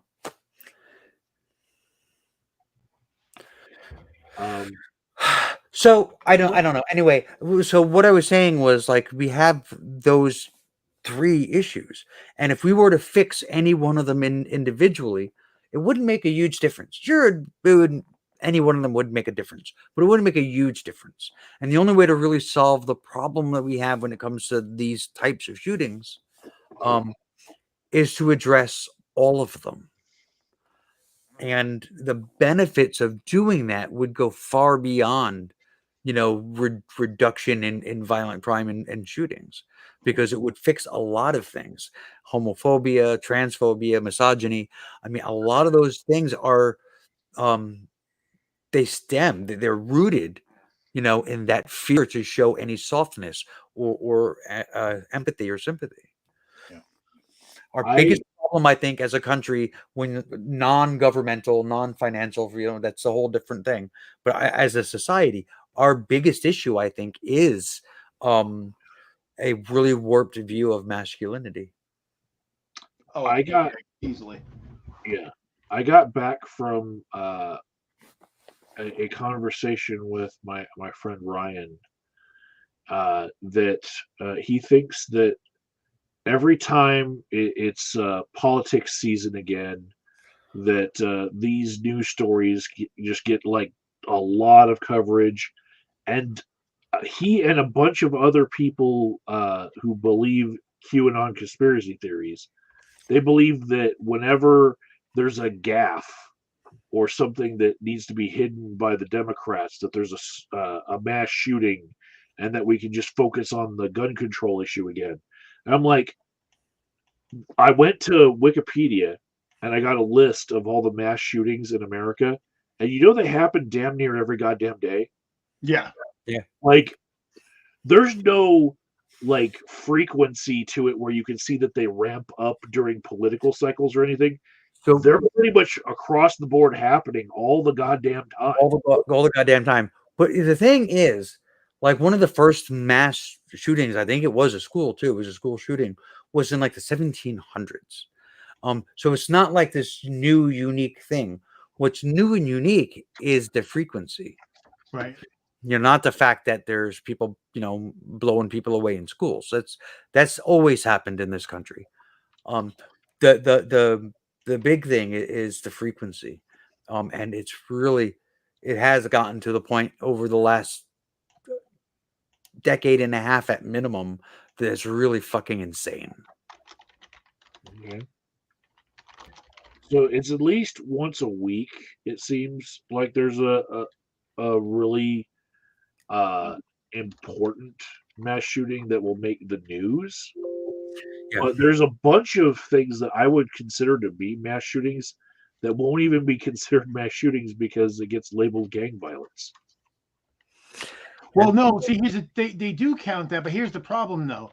So I ran into this earlier today. So it was again white dudes, because most of the school shootings and the church shootings and stuff like that are white dudes. Mm-hmm. So the mass shootings that were black dudes usually gang violence, and so this guy was saying, so we'll see, it's not white, it's not always white guys, it's black guys too, and it's like, okay, there's a difference. There's a gang violence problem, which is a gang violence problem. And then there's, disaffected people running around killing people semi at random. Right. The difference of motivation. Right. Gang violence, I mean, while it is mass shootings and while it happens frequently, these aren't somebody walking into a school and just blowing people away. There's motivations behind it that make sense in the context of gang life. Right. I mean, it's just like the gangsters of old, where they were shooting each other over who had the rights to collect the money from the alcohol that was being sold illegally. That kind of stuff. Who was running the market? They have reasons that are political. As far as like their group, it's political, their political group, which is the gang or the gangs. So their violence, gang violence, is much more akin to nation states fighting each other. Hmm. They're sending out their militaries, and their militaries are fighting each other. There were School- also shootings like what happened yesterday. So, like What happened? in Michigan, there was a shooting where 3 children and a woman shot to death, and then like the guy turns the gun on himself, shoots himself. It's like the guy takes out his whole family, right? Right. Those things that happened all within one building, all at home, they aren't like seen the same way. They aren't portrayed by the media as like being a mass shooting, but like Well, again, I mean, if you're 4 or talking 5 about like a guy who takes out his family, right? He shoots, he has 4 kids, he shoots his kids, he shoots his wife, and then he takes the gun, puts it on himself. It's a mass shooting, but it is, again, it's different. It's different than gang violence, and it's different than what we just had in Texas, because often, and we often don't know that this is the case, but the way we see it and the way it's portrayed and the way we treat it as though this is a guy that snapped for whatever he lost his job. Times are hard. He had enough. That life. We don't typically feel that way for the school shootings. But this is a person that does the school shootings. This is somebody that's fucked up and beyond hope. The guy who snaps and kills his family and himself, there's a certain amount of sympathy for, as far as something happened to this poor guy. Yeah. So that one happened yesterday. On May 22nd, there was one in Riverside, Alabama. A man shot his 2 teenage girls and his wife before shooting himself. And like that happens like pretty frequently, right? Where it's somebody just deciding my bloodline ends here. I'm not just suiciding, I'm taking out my whole family. Right? That happens more often than the turning the guns on the community. But don't hear about it in the news nationally. Day after that, it was Puerto Rico. There was a shooting where like 5 different people in the same public housing unit were found dead. Well, I know that there's a language barrier, but Puerto Ricans are Americans, right? Yeah, and most speak English. And I'm thinking that because it was a public housing complex, that they're probably chalking it up to gang violence, even though they were in different housing units. Right. These 5 people, are dead because of a mass shooting. We don't hear fuck all about it. Yeah, that struck me as being more of a serial killer thing. Yeah, could be. I don't know. Captain Crunch, look out! I know that the shooting that happened in Aurora last year at one of the high schools, it was in the parking lot, and it was not gang affiliated, but it was minorities shooting at each other. And it just completely did not get national news attention. I remember hearing about it. Yeah, I was under the impression that was gang violence. It was high school, but it was not gangs. Like gangs aren't the same. Like for the Gen Zers, they're not joining like gangs the same way. It's the culture's different. But just after that, we had the shooting at good, right? Boulders. King Supers in Boulder got shot up, and that was a mass shooting. And because the shooter happened to be of a Middle Eastern persuasion, that caught the news. Yeah. Especially in Boulder, a very rich neighborhood. Yeah. Yeah, there's got to be certain factors or certain things that the media have to be there for the media to latch on to. The stronger that foundation for them to hold on to, the more they'll ride it. Buffalo, the Buffalo shooting, it was a big one because the motivation was race, and he went to a grocery store because he knew there would be black people there. So, it was, that's a story. That's something that you can ride. That's something that you can show on the news for days. You can get days out of that. Mm-hmm. And that's why for me, like when I get the reaction from these things about mass shootings being about like high capacity magazine weapons, you know, uh, Vegas would cringe when I say assault weapons. Well, Here's the thing. I hate when people get upset with that. Oh, it's not an assault rifle. The manufacturer calls it an assault rifle. right. Right. That's who invented the term, were the gun manufacturers. And then Armalite created the term assault rifle because when in the first AR-15s that hit the market, it was called an assault rifle. That's what it was called. It's in the paperwork. Well, you know, the thing that pisses me off the most Oh, about it's how to supposed to get be upset just- about it is when they try to correct you, is like they think they won something. Like, well, you don't know that, then you don't know it. Like, just like if someone says clip when they really mean magazine. You're like, yes, it's a difference without a distinct. It's a distinction without These are the difference. a Yeah. significant difference. It's like, yes, okay, the bullets slide into the clip as opposed to being inside a magazine, and the clip goes into a magazine. But who fucking cares, right? Yeah. It's a gun loading system, and it's hell. I've seen people who are 20-year military veterans refer to a magazine as a clip. Yep. Now the Armalite using the term assault rifle, I didn't know that until Jeremy Crow Magnus. You guys remember Crow, right? Crow Yeah. Magnus from YouTube posted the paperwork from Armalite describing the weapon, and it was just like, holy shit. So I went and I looked it up because I wasn't just going to take, because it could have been photoshopped, right? So I looked it up, and lo and behold, Armalite calls the AR-15 an assault rifle, or at least they did. They changed the description of it, and I don't think that change had anything to do with the reality of, maybe whether it is or is not an assault rifle. Had everything to do with the public perception because people started to get blown away. Right. So Right, because of course it was part of their marketing, the assault rifle, like, you're going to go into battle, yeah, with this. right. And now it's just like, oh, but it's a great hunting rifle, or use it as a sporting rifle. Yeah. What? Yeah, because it didn't sound so hot to be this is the mega gun kill thinger. Yeah, I'm gonna go out and assault some quail with it. Okay. Well, those quail had it coming. Yeah, a whole bunch of the students in the Texas shooting, their parents had to give DNA samples in order to identify some of these kids.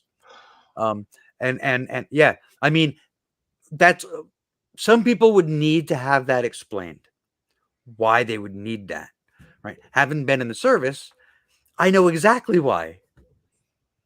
Yeah. And an AR-15 round, M16 is the same because it's basically the same weapon.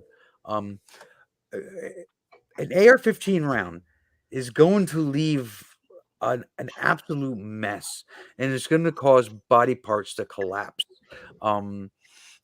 If a kid gets shot in the head with an AR-15 round, their face is gone.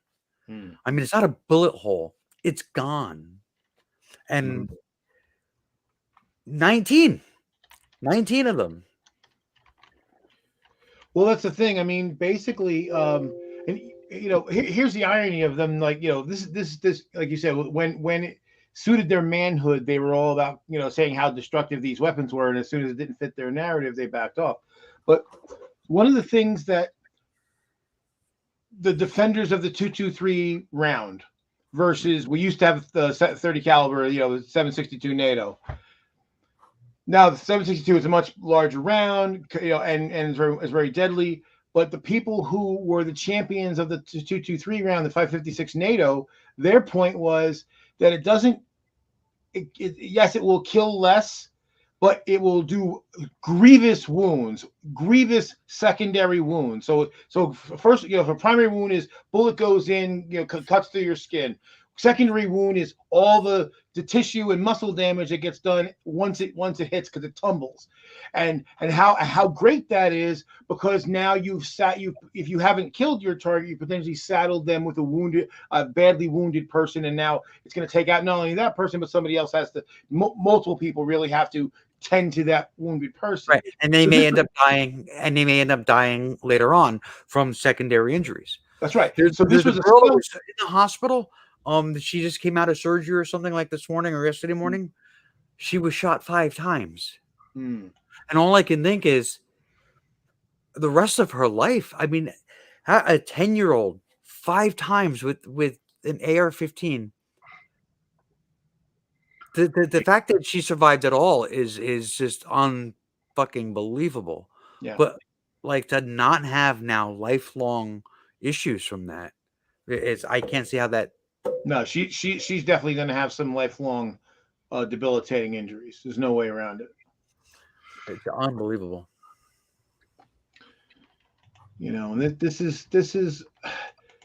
But of course, now it doesn't serve their narrative, so they don't want to talk about it so much now because it makes them look bad. Yeah. Oh, excuse me. So I don't know. I'm reminded of song lyrics from Rise Against. What are those lyrics? My gun is bigger than yours, so let's arm the masses and see what the bastards do then. Walking tall once set us apart, but now we're down on all fours. Like that's one of the first things I thought of when I heard about the shooting and how many kids were killed. It was just like, you know, another line of that song is from coffins filled with kindergartners, is this what you call free? Yeah. And I have to say I don't call that free at all. I think that's decidedly ungood. You know, like just as a basic kind of, you know, all things in the world being kind of stable, blah blah blah, whatever. I'm not against the Second Amendment. I am not against owning weapons. I think if your society is sane, you should be able to do that. You should be able to have. There are countries all over the world that have more weapons than we do. You know, as far as like, you know, the population, you know, they own lots of weapons. They just don't go around shooting people with them. So I think if you have a sane society, there should be no issue with like the Second Amendment, with allowing citizens to own weapons. We don't live in that society. And I can't, when you're burying 6-year-olds, you know, 1 year, and then a few years later you're burying, you know, 10-year-olds, and you're not doing something to stop this. What the fuck? Like what kind of society does that? What kind of people think it's okay? That 12%, right? Who the fuck are these people? Well, for instance, you know, you think about it. Was it? You know, I'm sure you've seen this. You know, one dude with a poorly constructed bomb in his shoe got on a plane and tried to light his shoe, and of course failed miserably because he was an idiot. Yep. Since then, everybody who gets on a plane has to, you know, take their shoes off. They have to take their laptops out of their bags. They have to do all this extra shit because of one time, and nobody died. But that was enough. That was enough. Yeah. To make all sorts of changes. Well, So, for the chance that it could have taken out a whole plane, you know, and they realized that there was this issue that one person could take down a plane with, you know, hundreds of people in it. I'm glad that they caught it before somebody had to die. sure. But it does seem like we have things where people are dying regularly, Right. and we're not doing enough to stop it. So I mean, people had been like hollering for years for gun control, right? And it was always treated as a, oh, crazy liberals and blah blah blah blah blah, and they just want to take your rights away and blah blah blah blah blah. And that's the first thing the Nazis did, which isn't true, by the way. That just isn't true. But all of that stuff. But then, right? Then we buried 20 kindergartners. So I have And a word for it. Of these killings that you don't hear as much about. They are familicides. they're what? Like the word family plus the word side on it. It's Okay. familicide. Right. And apparently, another term people use is family annihilator, That sounds which awful. sounds really awful, but it is an awful thing. But when I'm looking at this list of mass shootings in the United States, and I look at all the blips of 6 dead here, 5 dead here, I'm telling you, like almost weekly or bi-weekly, there's 5 or 6 dead from a familicide. And there's a definite pattern of it's a male patriarch of the family taking out his whole family. Yep. There was a few years ago, and I'm sure it happens a lot more than we hear about. But it was more than a few. It was several years ago. A guy, who was a black guy. I think he was a post office employee, and it was the holidays, and he got fired. And dude lost his fucking mind. And instead of going postal on the post office, he went postal on his family. And he killed his kids, he killed his wife, and he killed himself. And it was just like, I mean, killing anybody was wrong, but dude, you aimed in the wrong direction. Yeah. So That's the thing. That's why. Well, you think about it, like, one of the right wing thing they try to do is they'll say, well, yeah, there's 30, 40,000 people that die by guns, but 2/3 of those are suicide, as if that didn't matter. And the funny thing is, well, it's not funny, but Okay, I understand. I get that though. That's the thing is, I do understand that. I get that.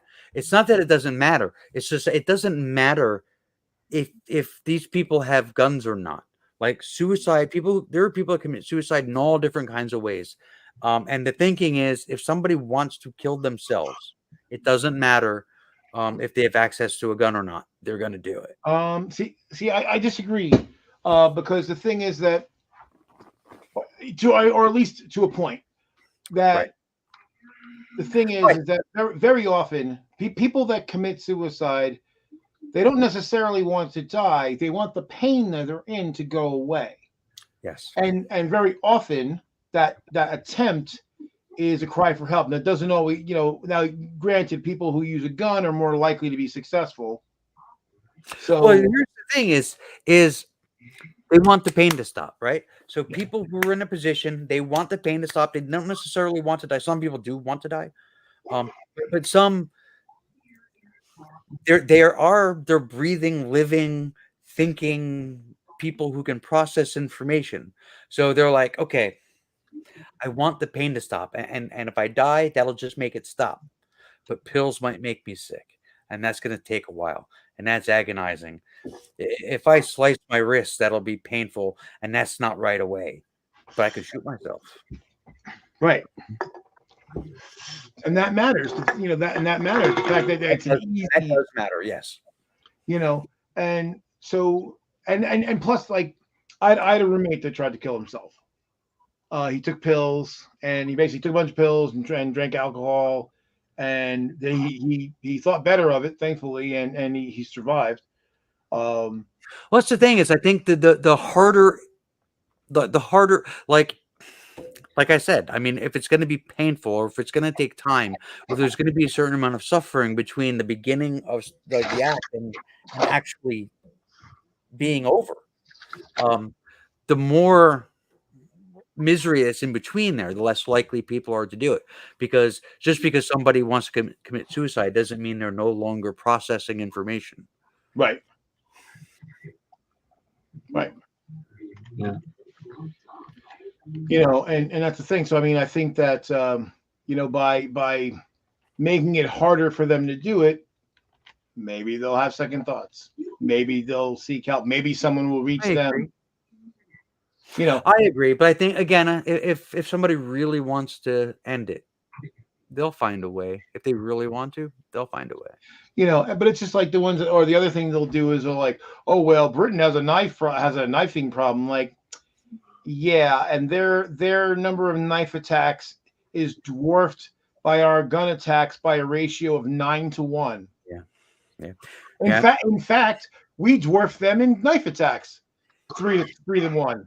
So it's like, okay, so no, that we're just a more violent society. But of course, it's just a deflection, right? It's just that, well, and plus, how many times have we seen, someone go in with a knife and kill 21 people? There's a few. I mean, there's very few. And I think it's a valid question. I think it's a valuable thing to look into, is why we are such a violent society. And I think some of it has to do with what we were talking about before, just our warped view of masculinity. I think it's a lot of it. Definitely. I mean, but that itself had a cause. Like, that didn't just happen all by itself. I mean, there was a reason why that view of manhood was adopted so readily in our country.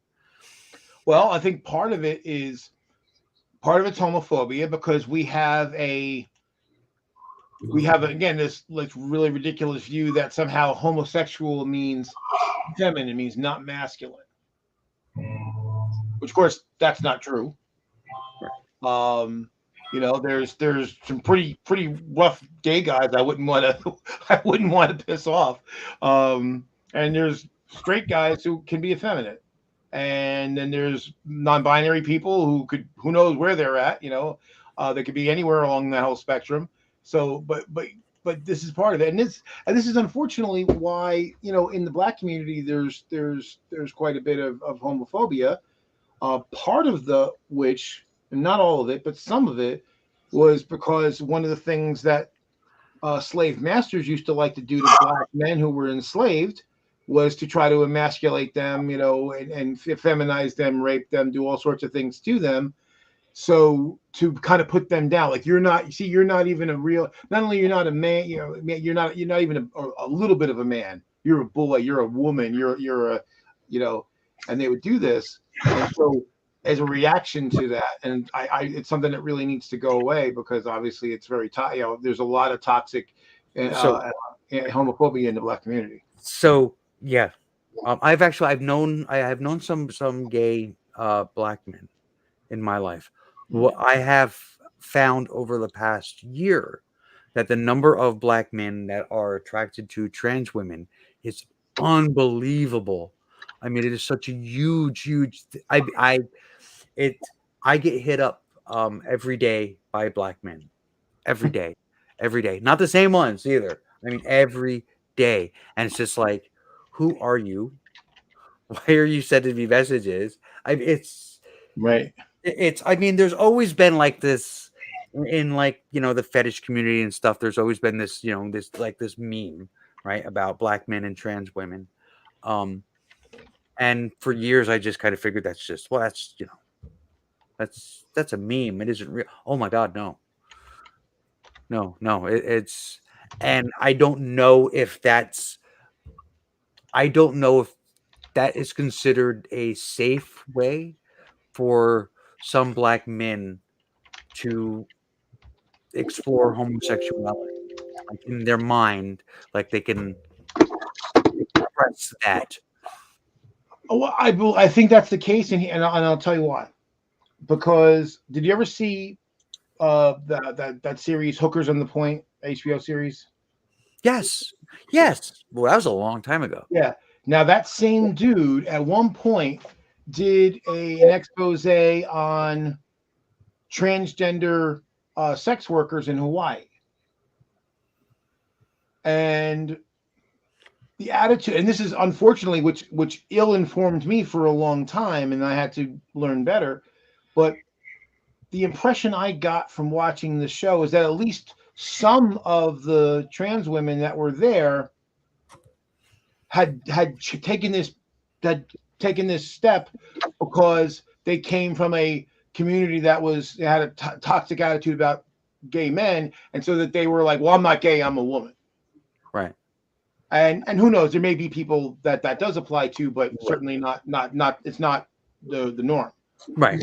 But I think that is a part that same attitude. And of course, so the guy who made that series, he's a black dude, and so I think he didn't say it explicitly, but he kind of crafted that narrative in the way he presented the women to kind of give you that impression. And so that's why I kind of think that that's kind of a thing. So this way it's like, well, so someone has gay feels, well that's a woman. So, but they they may be somewhat masculine. They may still have their genitals, and so it's a way to kind of explore that without. Right. I mean, and yeah, I have where I live. I live in the Great White North. There's like 4 black men in this town. Yeah. And over the past week, 3 of them have messaged me. Wow. So, and it's just like, what the fuck? But that's the thing. I mean, it's they're into trans women. They whatever the reasoning is, it's a very, very common thing with black men. Oh wow, you posted that 10 minutes ago in the private chat, and I'm just not seeing it. Okay. All right.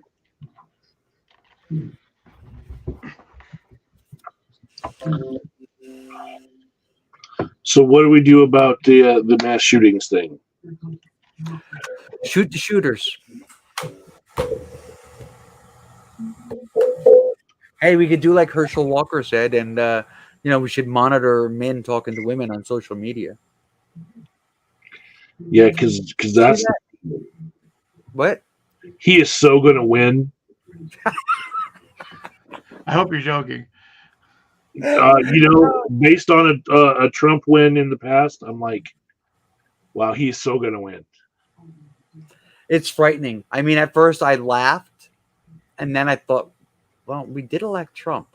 Yeah. So anything is possible. But did you guys see what he said about? Yeah, we should monitor young men.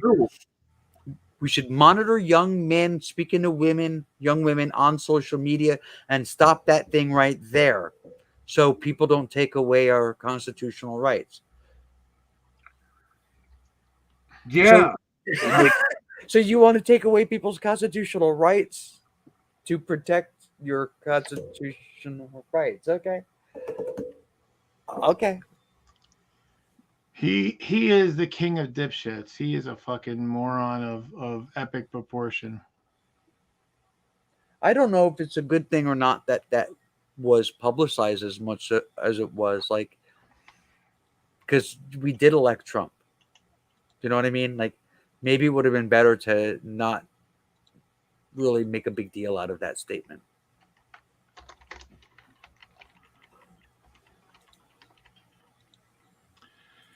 Oy. Yeah. Yeah, it's depressing. But yeah, I mean, if he wins, and the thing that bothers me so much about them putting him up is because they're basically doing that cynical thing that the right wing does. Okay, so he's running up against a black dude, so it's black dude versus black dude. Mm-hmm. So they do this to try to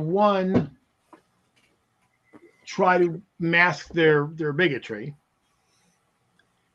and 2, because of course he's one of the good. Herschel Walker to them is one of the good ones, and 2, they try to use it to kind of paint Democrats. Well, Democrats don't want to vote for Herschel Walker. They're the real racists.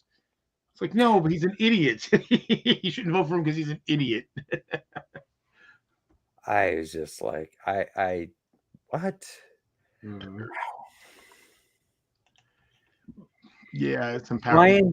What's his name? Brian Tyler Cohen posted a video earlier where it was breaking news: Trump mispronouncing the names of the shooting victims.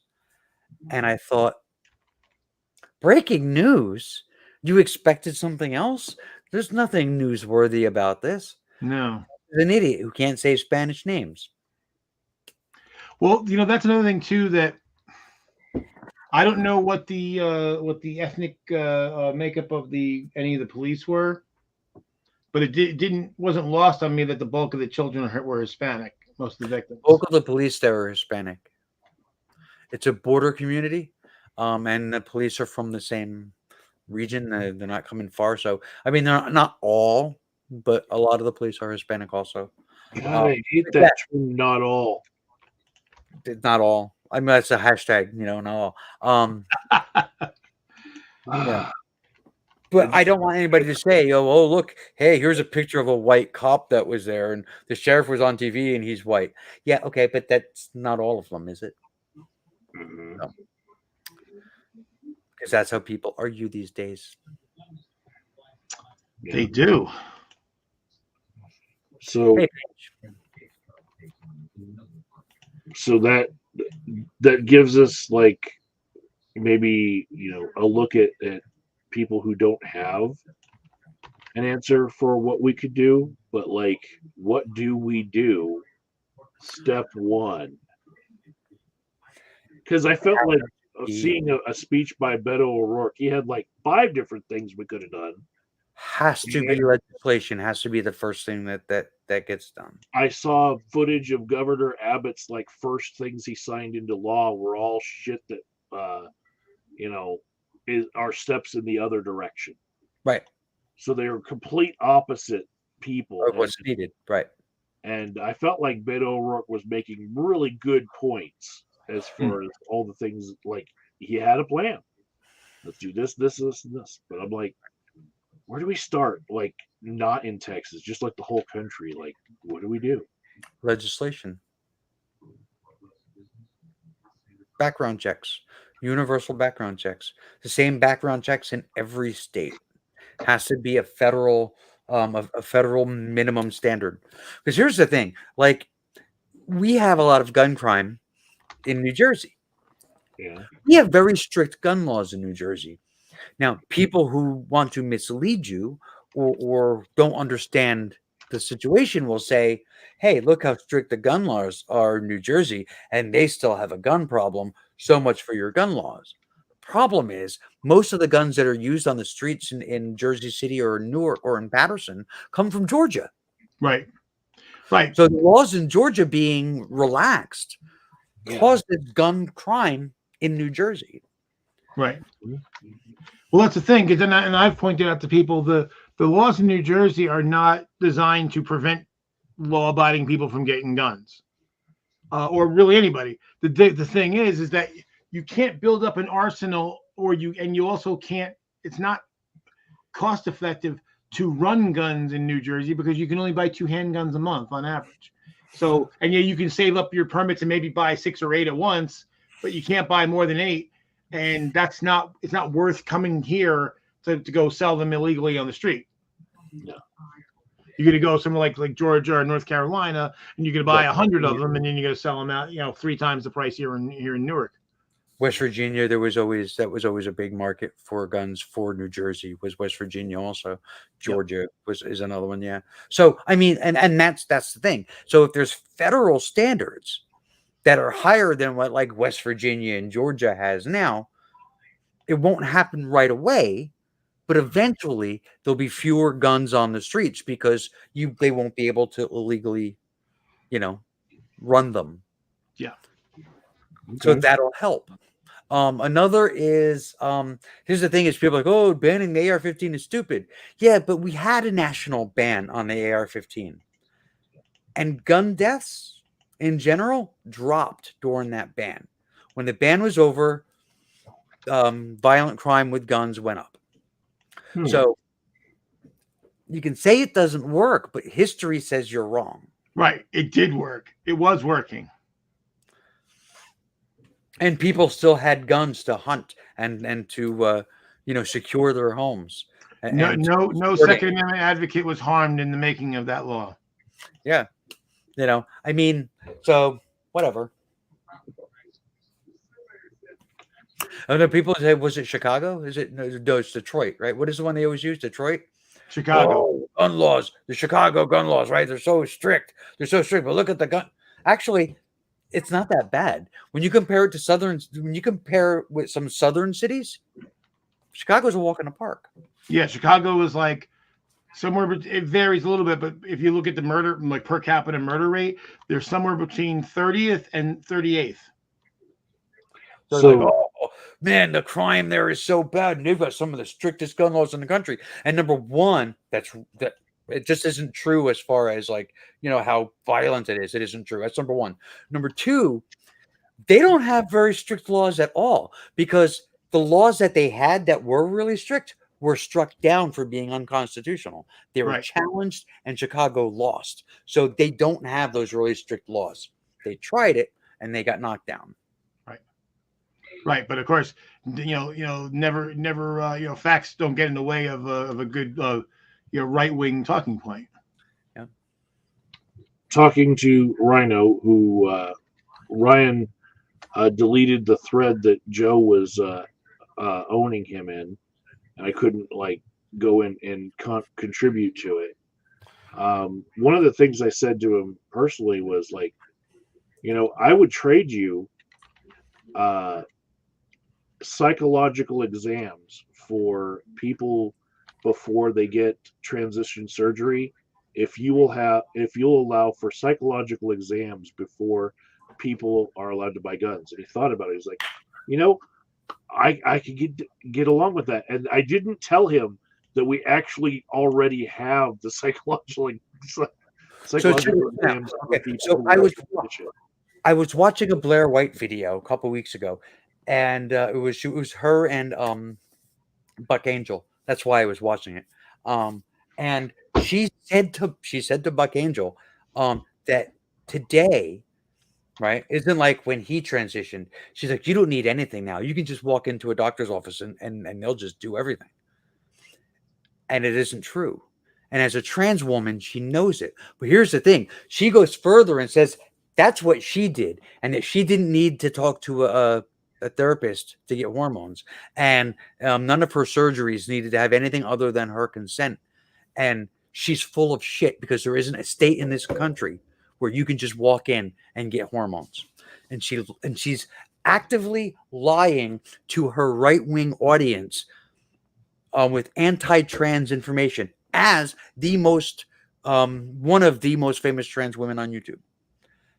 That's fucked up. Piece of shit. Blair White is an absolute piece of garbage. Absolute. It was just really, really upsetting to see this trans woman sitting next to that trans porn star lying about what it takes to get service as a trans person. I was just floored by it, and then she started talking about, and all of my surgeries. She's had face surgeries. Mm-hmm. Right? And even that, for at least for some of them anyway, you still need to have, and she's had breast implants. And for breast implants, you need one letter from a therapist. So you still have to see a therapist. And she's like, oh, all of my surgeries. It's just, and she talks to people like, oh, if you're not, transitioning in this way or that way, you're not really trans. She still has her boy parts because she made a video saying how she will not have bottom surgery. And it's just like, who are you to judge other trans people? Who are you to judge other trans people when there you are declaring you're keeping your boy parts? Get the fuck out of here. Right, and that's the thing. It's like you want to keep the parts, fine, it's your parts, but don't go out there judging others for doing what you're doing. I mean, I have a certain amount of issues with certain things that in different areas of the trans community. I just don't get it. But I don't tell people that how they identify is invalid, and I'm not on YouTube spreading lies about what it takes to get certain services or whatever in order to further an agenda. I mean, it's just absolute bullshit. Based on something Paige is saying in the chat, I just want to say that as a therapist, I don't believe in people having a psychological examination that will determine whether they can have a transition surgery or not. But I do believe that it is a good enough indicator that you should be required to have a psychological exam for depression, for anxiety, for a whole bunch of other things, and suicidal ideation. Right. If you mention that you are part of that group, because it just correlates. One of the reasons why the psych exams are required for, one for breast implants, one for bottom, or two actually for bottom surgery, is for the insurance company. So because they don't want to end up getting sued later on. Hmm. So for many times it's the insurance company Did that we requires. start this show with me saying that I don't like insurance companies? Yeah. Yeah. And believe me, it was actually when you said that, the very first thing that I thought of was everything that I had to go through to get this far in my transition. And I still got a long way to go. But I mean, a big thing of it was insurance companies. Also, with what Paige said in the chat, that she doesn't think psych exams should be necessary for transition because she would have been barred due to pre-existing mental illness if that was the case. That's what would happen to a lot of gun owners. There are certain psychological problems that you would not want owning guns, and if somebody were to be found, were to be diagnosed a certain way, yes, they would be considered to be a high risk for owning firearms. So yeah, I am putting that out there that yeah, there's one in particular that I would immediately exclude, and it's called intermittent explosive disorder. It's therapist ease for anger management issues. But intermittent explosive disorder, if anyone has ever been diagnosed with that, I would be like, no guns. No guns for you, ever. Oh, I can't be trusted with a gun. People get sad. Yeah. So, okay, wait. So I just heard somebody had audio in the background or something. And it reminded me of a clip of like a sing-songy kind of thing from a movie, and which reminded me of the Johnny Depp and Amber Heard court proceedings. I can't get away from that shit. And they asked Amber Heard, was it? Yeah. Amber was on the stand and they were asking her about Johnny's drug problems, and she had said something about he had cocaine, and there was so much of it was in a jar. It was a jar of cocaine. And Johnny looked at his lawyer and started laughing and said, "A jar of dirt." I laughed my ass off. You get it? Oh no. Okay. I got a jar of dirt. I got a jar of dirt. I don't get it. One of the Pirates of the Caribbean movies, there was a scene where Captain Jack Sparrow has this big giant jar of dirt, and everybody wants it because of what he believes is inside of it. And he says, "I have a jar of dirt. I have a jar." So when Amber was on the thing and she said he had so much cocaine it was in a jar, and he started laughing. My first thought with that from that was I thought it was funny as hell, and I laughed. My second thought was he is so married to Captain Jack Sparrow. Yeah. At these legal proceedings, when they mentioned jar of cocaine, his brain went to Captain Jack Sparrow and jar of dirt. That's a little fucked up, I think, but that's just me. Well, he's had to method act that role for how many years of his life now? You know? Yeah. How many weeks of his life were spent revolving around a jar of dirt just to film that scene? You know? I've been a jar of dirt. Yeah. He actually went there in the courtroom. I was just like, holy shit. Yeah, I mean, like I said, that makes sense to me. Like you said, if like Mike said, if you're doing something for that long, when you're gonna remember that stuff. Yeah, for her to say that though, I'm wondering, where did he keep the sugar? Was it in the kitchen, right next to the coffee pot? And, like, ask her where it was. Because if it was right next to the coffee pot, there's a good chance she doesn't know where sugar comes from because they just live weird lives where, like, everything is disconnected from our realities. They do. How So I is the have difference between sugar and cocaine? so like people that are here and watching right now, they might not have been here last time. I don't know. Some people might care what we think. Some might not. I don't know. I do know that I have friends that have, YouTube friends, online friends I've been friends with for well over a decade. Um, and they have very strong feelings about Johnny Depp and defending Amber Heard to the point of, wow, it's kind of creepy how strong you're defending her.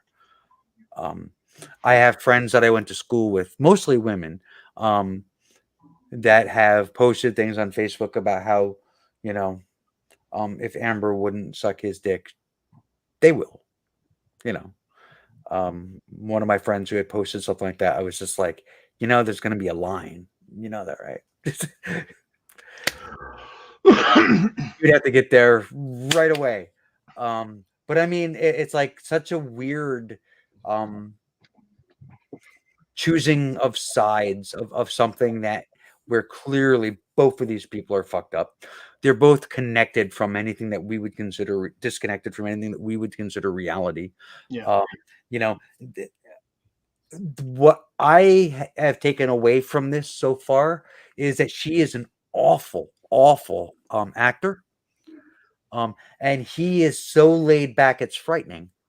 To laugh about the jar of dirt thing when he's being accused of having a jar of cocaine. Some of the answers that he had been, that he was given when he was on the stand is just like really, it's like, dude, like, don't you take anything seriously?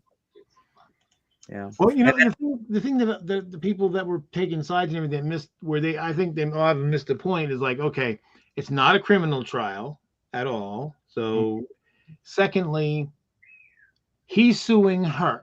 So basically, and my point to the people defending him is like, okay, maybe, because what they miss is that it doesn't matter if she's also a shitty person, right? Because he's suing her.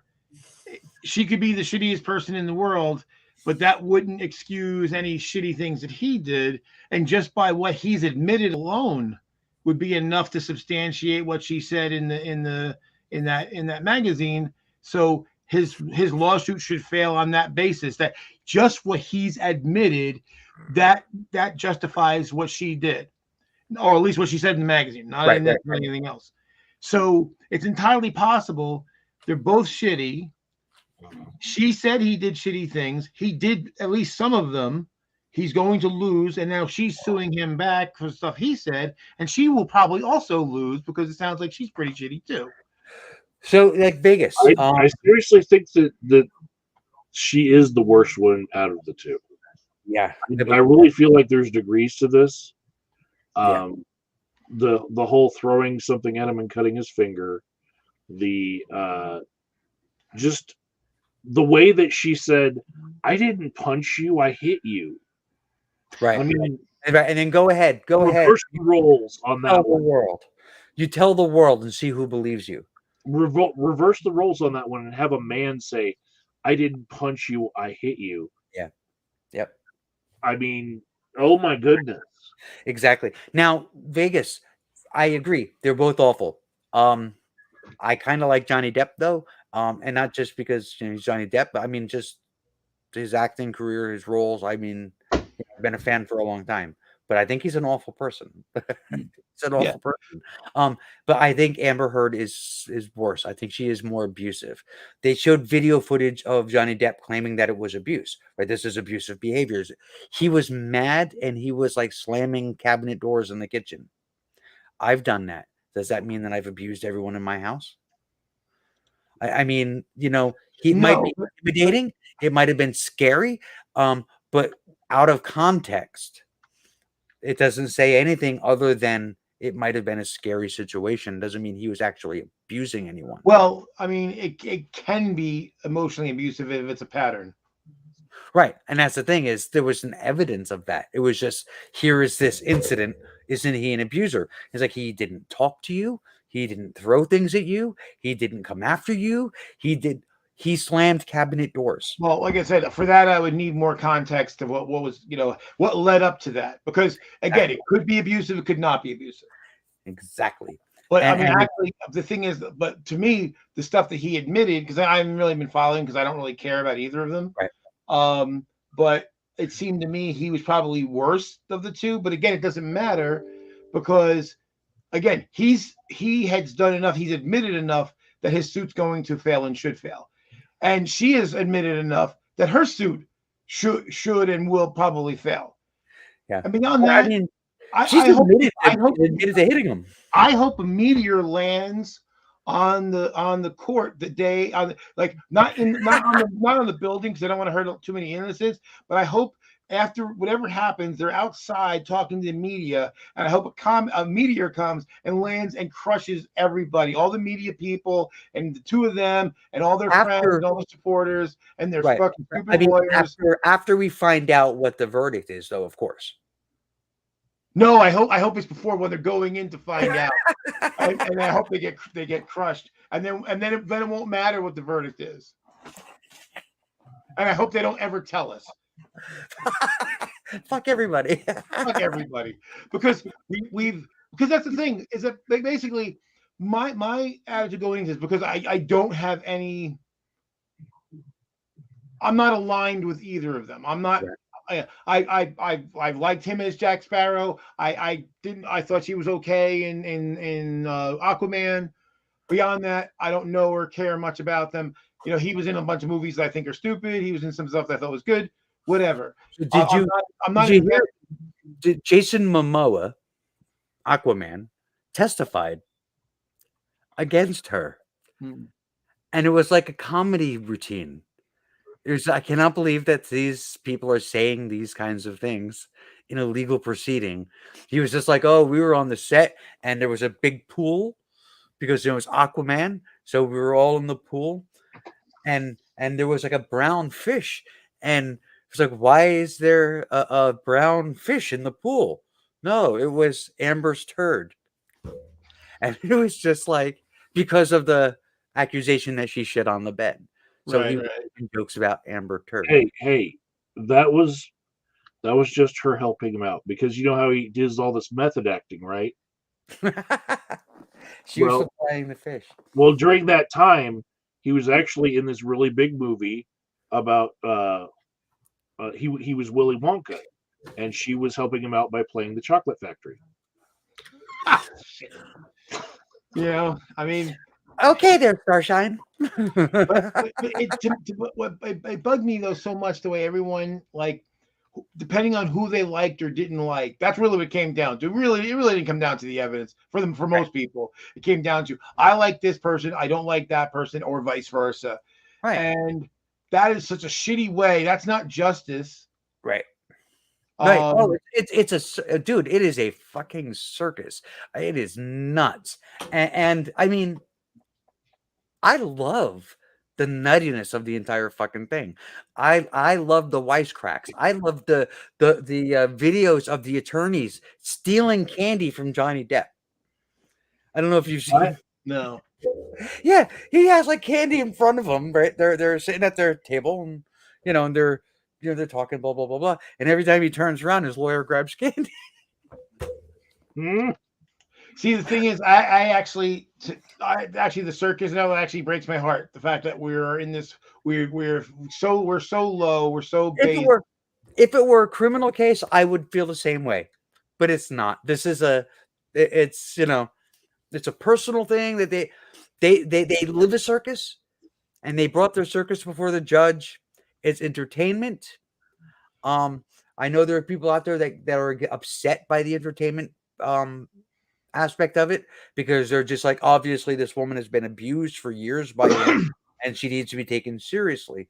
And it's just like, I mean, obviously these are two people that kind of, I think, got off on abusing each other. Well, see, to me that was the bigger issue, because quite frankly, I mean, you're not, well, you've been married, and even though you don't have the paper, I mean, for all intents and purposes, you and Pete are effectively common law married, right? Right. You I you refer to her as you my you, wife. you would be legally married if you could, if financially, if there wasn't for the Right. medical situation, you could. Right. So and every and Mike's been in relationships. Everybody's in relationships, and sometimes they go bad, sometimes they're good, and even the best relationships can have troubled times. You go through rough patches. But quite frankly, I mean, if the relationship, if Suzanne was anywhere near the kind of things that Amber's did, if I did the kind of things that Johnny Depp's, has even admitted to, let alone the extra things he was accused of, I would hope one of us would be an adult and say, we need to stop this, because this went on for years. That's the thing. I mean, I know they're not together now, but the whole thing is it went on for way too long. There's the sex talk between them has become a point of discussion in the hearing. It's just like this. They're like portraying it as some kind of a threat, that he was threatening her. That was sex talk. I have other things I want to do to your throat that don't involve abuse. That's not a threat. No, but it could be seen as an admission of prior abuse.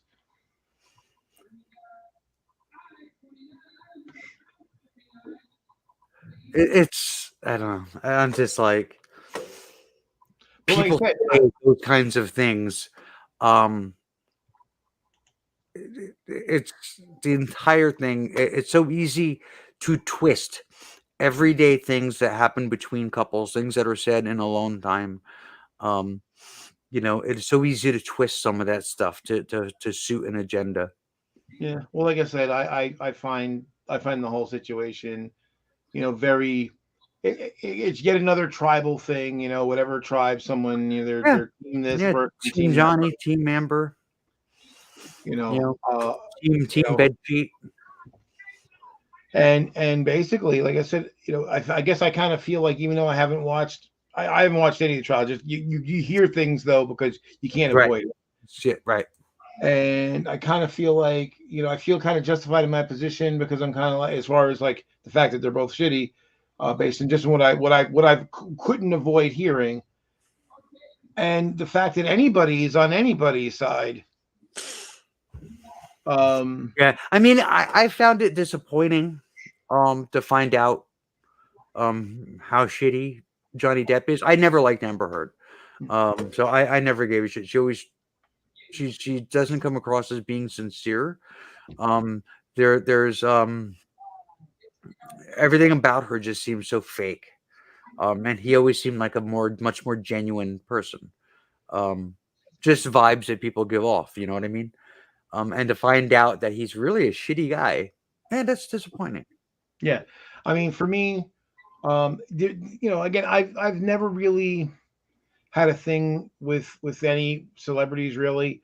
A few, but very few. I mean, if I found out that what do you call it? Hold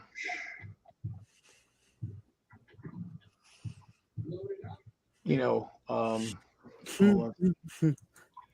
See, you can't think of one I because can't even think. But a guy like Robert Downey Jr. now, but I didn't used to, because he was pretty much of a shitty person. So if I found out he was a shitty person again, I'd be like, well, yeah, of course, he's been there before. He did an interview last year or the year before with David Letterman. The interview series he has on Netflix. And Robert Downey Jr. is a weird guy. Like, he's like really like artsy fartsy, and Yeah, he's not very much like any character that he portrays on any of his movies. The way he speaks, the way he moves his body, he's just very artsy fartsy. And I thought He's a weird guy. But at the He's same weird. time, it's just like, wow, he's actually then a really good actor because he's able to bury all of that. Right. Now, okay, here, okay, now I remember. Okay, Chris Evans. If I were to find out tomorrow that Chris Evans was actually secretly a really shitty person, that would bother me. Well, I mean, he was sending somebody dick pics. So Chris Evans, what did he play in Marvel? Captain Captain America. America. Also, he played the Human Torch on the Fantastic Four. Yeah. Now the thing is that at least politically, he and I are in he's posting. He says all the right things. Yeah. Now, yeah. So he accidentally shared a penis pic on Twitter, dick pic. It was a nice pic. So it's not Chris Evans, but Chris Pratt that I learned some horrible things about. Yeah, he's shitty. Yeah, he's shitty. He's shitty. Yeah. But Chris Evans, I don't know anything about yet. He's hung. I have met people that I didn't hate as much in person, and I hated their more public persona, and then met people that I was like, don't meet your heroes, dude. Yeah. I had a not fitting this dichotomy. I had a reaction to meeting Richard Dawkins, just thinking like, oh my god, you guys are. This is like Weekend at Bernie's. Like, he does not belong on the road talking anymore. He's having other people talk, and then he does like an appearance. But he has a panel where other people are doing the heavy lifting. And this was like 10 years ago. He was already like, he was kind of losing it. Who's that? Richard Dawkins. Oh, yeah. I saw him at retire Reason Rally. Yeah, Saw him at Reason Rally. I looked out the window and he was running across the parking lot, and I just laughed my ass off because of the way he was running was just hilarious. Was it Captain Jack Sparrow level? Yes. Okay. Close. I mean, he was running and he was like this as he ran, and it was just like, oh my god.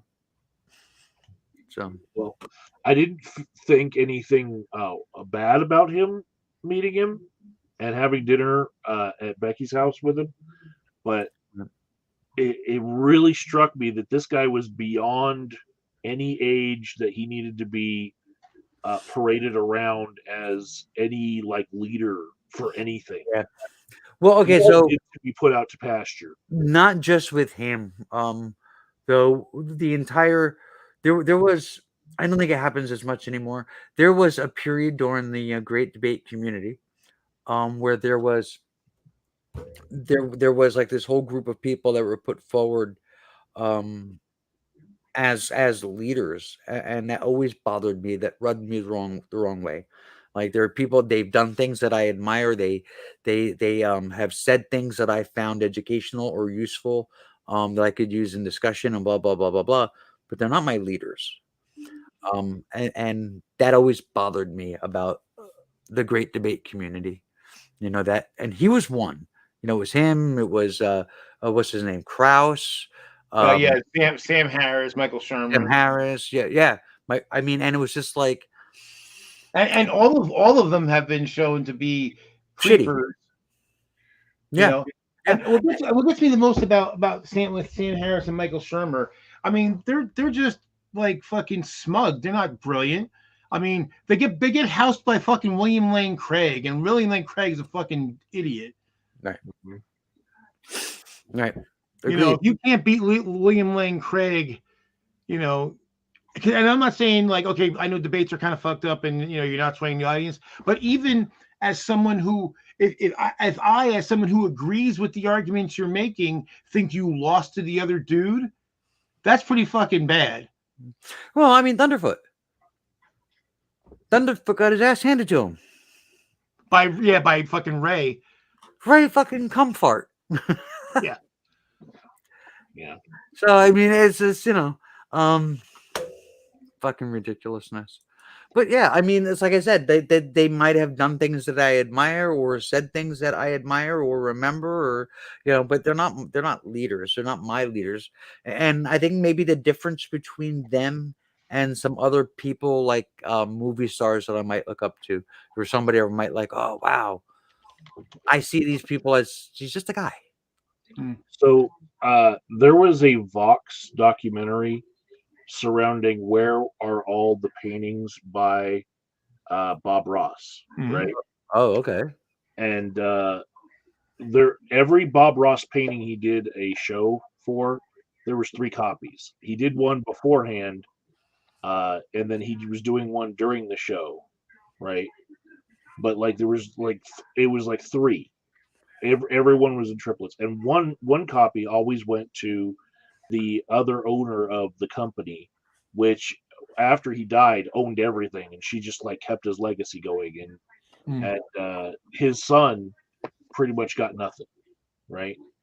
And there was a documentary done on Vox first, like the YouTube channel Vox, about where are all the paintings, and she didn't just get like her copy signed to her. She has a lot of just like the full set of 3, right? Just in a warehouse somewhere, and like they're not getting put up in museums or anywhere. She's basically hoarding them all, right? The documentary that his son was a part of that went up on Netflix gave this totally different picture of Bob Ross, where he could have been having an affair with that lady multiple times in his life, like on, off, on, off, on, off, and had a few other women in his life. And it reminded me of learning that Martin Luther King Jr. had a couple flings, you know, wasn't like the embodiment of spiritual purity that you might think when you were growing up and just learning about all the other cool shit that he did. Well, you know, he was a human being. So I was going to say that it's an important thing to remember when talking about any of these people is they're people. You know, there was no internet back then. It was a lot easier for people to control their image in different markets.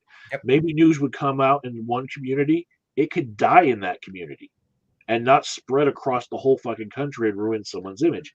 Now we got the internet and shit gets just spread everywhere. Well, here's one thing though. Think about this: how fucked up our society is. Like, do I care that this person, you know, man, woman, or otherwise, has sex with some other person with a second or a third?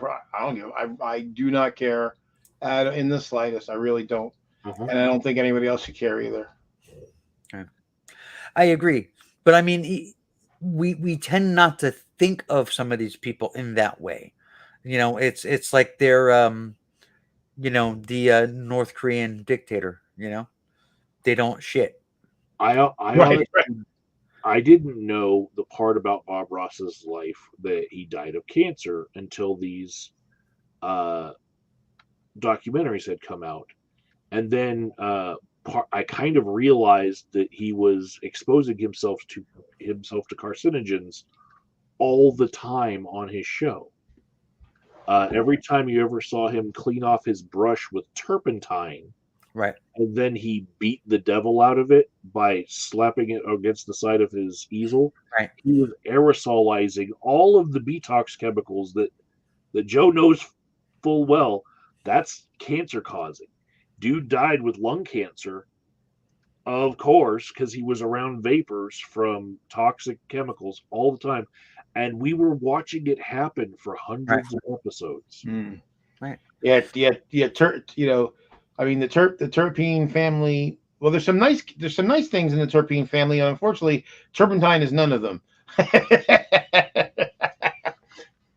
It is literally the word. If you look at a chart of like terpene chemicals, turpentine is literally like 5 of the 10 worst. Yeah. But I mean, we don't look at a lot of these people and like they're normal regular people.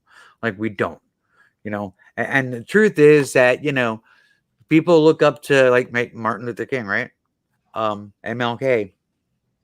Hey, you know, I bet you he was he farted a few times while getting a blowjob. Well, this is well. If you remember, I don't know. It's probably Let's be real here, though, right? I mean, sure. he was a person. Well, if you remember 2-3 years ago, we on the then Breakfast Club, and we had a conversation about one of the Saturday night hangouts about the whole issue of statues, right? And I had said I don't think we should have statues of anybody. I don't think we should be making heroes out of people. We can laud accomplishments and events, but we shouldn't be venerating people because people are just human beings with flaws. And so, yeah, so that's why I say, like, for me, like the whole thing with Columbus. Columbus was a fucking monster. But I don't need to pretend that his ships running into Hispaniola was inconsequential. To you know what I mean? I don't have to deny that was a consequential event to recognize that he's a shitty person. But I find people either they got to suck his dick and put him up on a pedestal, or they have to act like it was just that like nothing. No, it was nothing of consequence. Like, well, the course of history was adjusted. It didn't matter that he wasn't actually the first person here. Him running into Hispaniola led to a whole change of things, of course of events. That was significant. Is he a good person? No, he's an awful person. These two things are separate. There's an event and there's him as a person. Yeah, the Kennedys, they had all kinds of women, and just forget about it. That's well, like Bill Maher said back when Bill Maher was still funny and still liberal. That the whole way, because he was defending Clinton. This was back in the 90s. He's like, well, way back in the day, that was the whole point of being the leader, right? Bathe her and bring her to my tent. That was very much the attitude. Yeah. It's not that way anymore, and it shouldn't be that way anymore. But that was definitely how it was.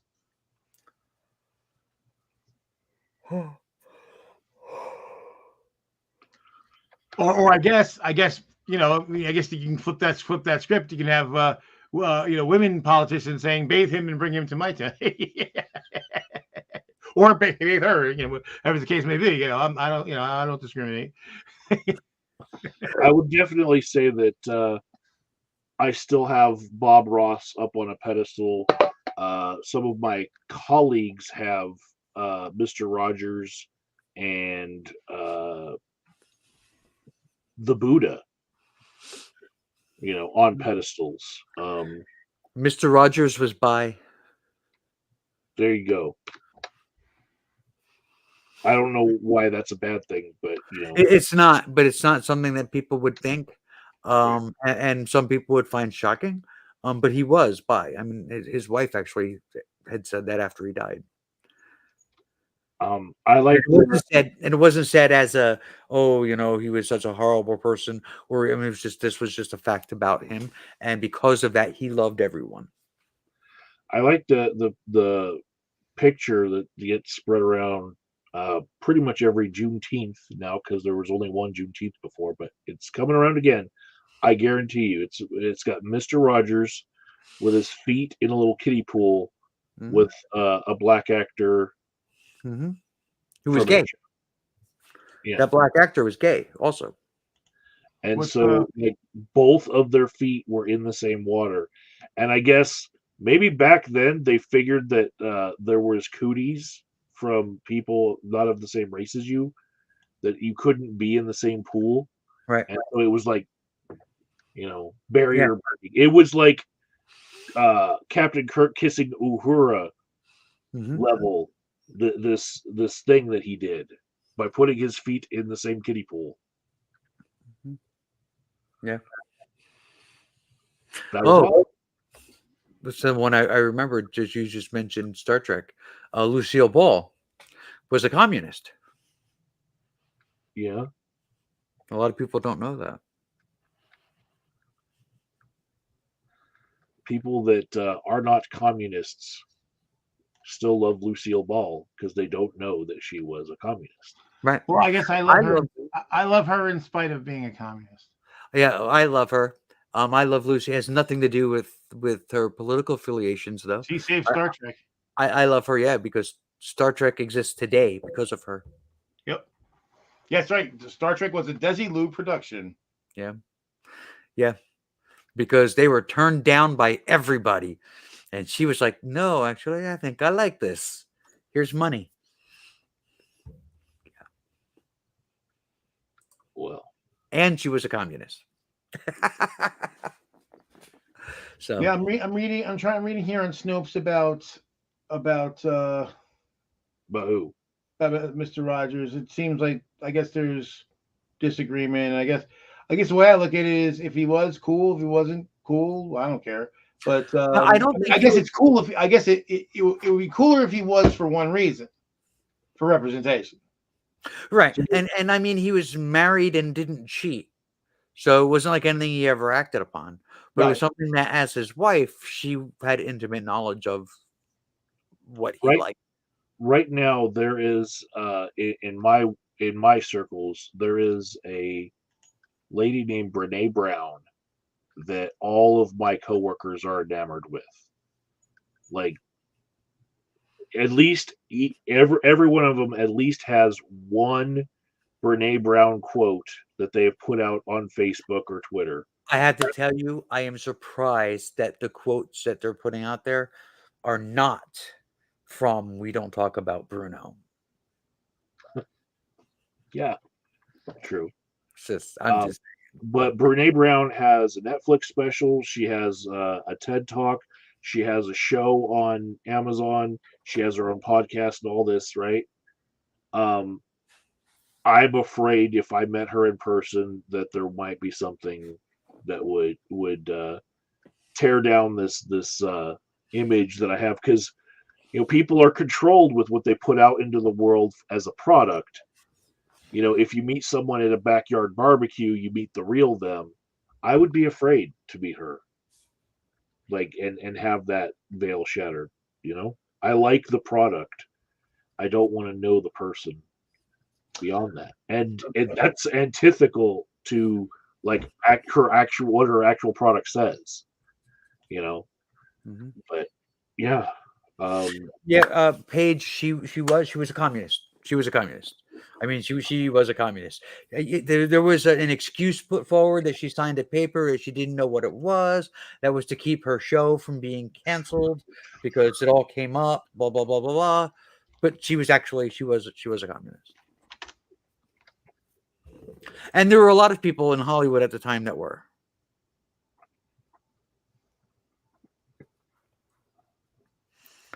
I think that's probably where the hatred between the right wing and Hollywood probably started.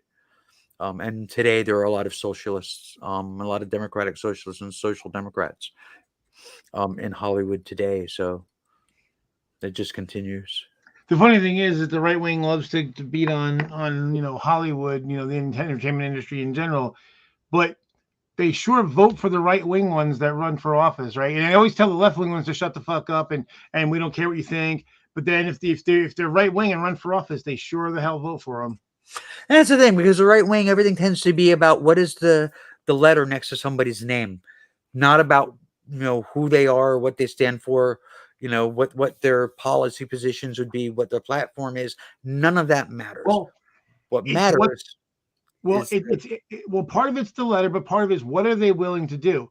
It doesn't matter because okay, like Mitch McConnell says stuff, and I know that he doesn't really believe he's not a Trumpist, but he'll support Trump. He supported Trump to the point that he needed to because he wanted to maintain his power.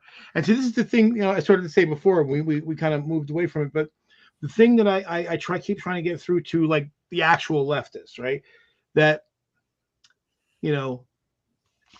when they basically tell me I'm wrong, I'm like, but what I'm telling you is exactly what the Tea Party did to take over the Republican Party. This is what they did. This was an organized effort. I mean, now the initial effort started, decades ago, but even the more recent efforts just started with the Tea Party. We're talking the end of the Bush administration. So we're not talking all that long ago. And they took over the fucking party and they kicked out all the mainstream Republicans. Yep. They kicked out Dick fucking Lugar. Dick Lugar, the guy's name is Penis Firearm, for fucking sake. And they kicked him out of the party because he wasn't crazy enough. So so that's what I keep trying to tell them. It's like, yes, if you actually stopped with the fucking cynicism and the Democrats don't do enough, the Tea Party basically they kept getting as many Tea Party types as they could. They knew they couldn't win everywhere. They won where they could, and then they backed the Republican candidate that did win, and then they basically slowly took over more and more, and so what ends up happening is eventually the ones that weren't the crazy Tea Party started kowtowing to the Tea Party because that was becoming the base of the party, and they wanted to win. Right. And that's what you have to do to the Democrats is get enough fucking leftists in the party, both in the government and in the rank and file, that then the Democratic Party has no choice but to listen, because they're going to go, oh shit, that's like 30% of our base now, and they're going to because all politicians are craven, even the best of them are craven, and they want to win. They want to win. Yeah. So it's like the thing is, and this is what drives, I think it drives a lot of people crazy, is if you look at the entire, just the political field from center and everything left, that's the majority of the country. That's not even like, it's not even like a small majority. It is the vast majority. About 60 to 70% of the country. Which means that everything from center right is about what 35% of the country. Yeah, 25 to 35. There's some overlap. So that's why I'm saying from center over, right? So okay. So well, I mean, there's some people who kind of flit. Yeah, there's that too. But I mean that's the general breakdown, right? I mean, even when you take independents in consideration, they're the ones that flip all over the place. That's also the largest group is independents, but still they either lean left or they lean right, or so from center over, both ways, right? So that's what you end up having. But that's not how elections turn out, right? And it's maddening. It's like we have a country of people who mostly agree where we need to be, what would be beneficial, how to solve the problems that our country faces, and then they fail to vote that way. Right. And then we have a smaller percentage of people, a smaller demographic of people who have absolutely backwards, half-assed, outdated, regressive ideas of what patriotism is, what manhood is, what everything is, and they vote without fucking fail. Right. And this is what I've been trying to explain to Kate. And Kate's like, well, people don't vote because they feel that they're not getting heard. It's like, yeah, but you're not getting heard because you don't vote consistently. You don't show up. If you don't get your way, you go home. And the thing is, this idea of we're going to show them. Well, first off, you're not teaching anybody anything. Politicians pay attention. If they pay attention to anybody at all, it's who actually showed up and who shows up regularly. And so when someone doesn't show up, they don't know why you didn't show up. They didn't know that you're mad at them because you didn't do X, Y, or Z. They just know you didn't show up. If the complaint is they're not being heard, if you stop voting, now you're definitely not being heard. Right. Well, it's like voice that doesn't speak up. Well, it's like Josh. I told you, a few weeks ago. He was like, well, this happened like a couple of years ago, but he was like, he wasn't going to vote again until we had a universal health care. I'm like, well, good luck with that, because I don't see how you're going to get that if you sit home and hold your breath like a fucking child. Doesn't really work that way. No, it does not. It doesn't work that way. No, and that's why that's what pisses me off is like the right wing. They are, we're basically being controlled by a minority. A fervent minority. Yeah, the tyranny of the minority. Yes. Right. Because our side is too provincial. It's too, and especially when we get into you've heard this with the victim Olympics. Which one of, because all the marginalized people are generally on the left for the most part. So, but we fight over who has it worse. It doesn't fucking matter. Doesn't who matter. has it worse. We all have it bad. I think there's less of that. I think there's less of that today. There's less for sure. I think people on the left, for the most part, I think have learned their lessons from that. But there's still like this. There's a grievance culture, and mostly younger people. Yeah. Where it's just like because of their particular demographic or whatever, life is so terrible and fuck everybody for not um, recognizing that. And it's just like, yeah, So, you well, need to get over that though. well, that's the thing, and it's like, and the thing is, I kind of get angry at that attitude because I'm like, look, you just got here, you have no right to be cynical. I've been here for a long fucking time. If anybody, you deserve to be cynical, and Mike deserves to be cynical, and I deserve to be cynical because we've been here fighting this fucking thing for so long. And I'm like, do your fucking part. Do your fucking part. It sucks, and sometimes you lose. A lot of times you lose, but you know what? If you give up the instant you lose, well, it's not going to get better. It's going to get worse. And Paige, don't fool yourself. The left is not hurting for money. No. Well, that's the thing, because you think about it, like, and this is the reason. Here's the real reason why the right wing is going after the tech sector, because not counting the shitty billionaires on the top, but generally speaking, people working in the tech center tend to lean left. They're not as liberal as maybe the rest of the country, but overall they tend to lean left. The technology sector has always been more leftist, and so that's why the right doesn't like them, because they tend to be more leftist. So, and the tech sector has lots of fucking money. And here's another really kind of funny juxtaposition too. Okay, so the drug companies are run by people who are right wing, right? I'm listening.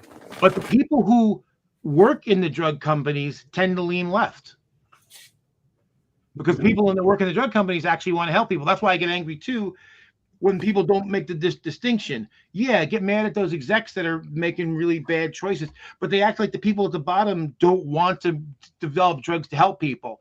Well, my wife's been in the fucking industry for 30 years. They fucking want to help people. There's a lot of people but they don't control the purse strings. They don't control the policy. They just go out there and try to, develop the new treatments and new drugs and whatever, and try to make people better. Hell, I've done work in pharma. And again, I've worked with a lot of pharma people, so I know from firsthand experience. Sorry, Joe, have you been thinking about Breaking Bad? I knew people in college that did. Mm-hmm. One fraternity, and it wasn't mine, and I won't say which one, but their nickname on campus was the Chem Club.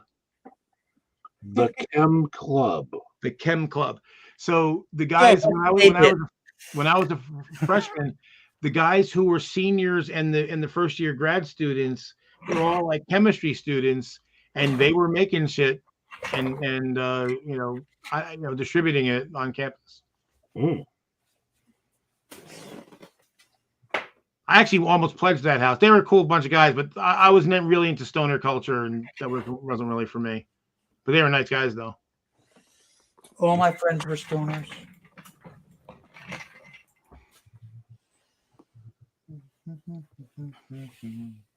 I mean, I don't, because it's one. There's one thing that people who get high on occasion, that's cool. It's the people that are just like always high are really tedious. I find them really, really, really tedious and dull. What did you drop? A thumbtack. A thumbtack. Mm-hmm. Okay, so the other day, I was taking pictures, and there's a big window here. You can't see it because it's on the other side of the camera, but there's a big window here, and the sun was coming right in through this window, and I couldn't see to put my face on, and then I was trying to take pictures, and it was like throwing off all the colors and everything. So I took some thumbtacks, and I hung the blanket up over the window, and it's been there for days and days and days, and just now, like, you know what? Let me take that down, and I dropped a thumbtack.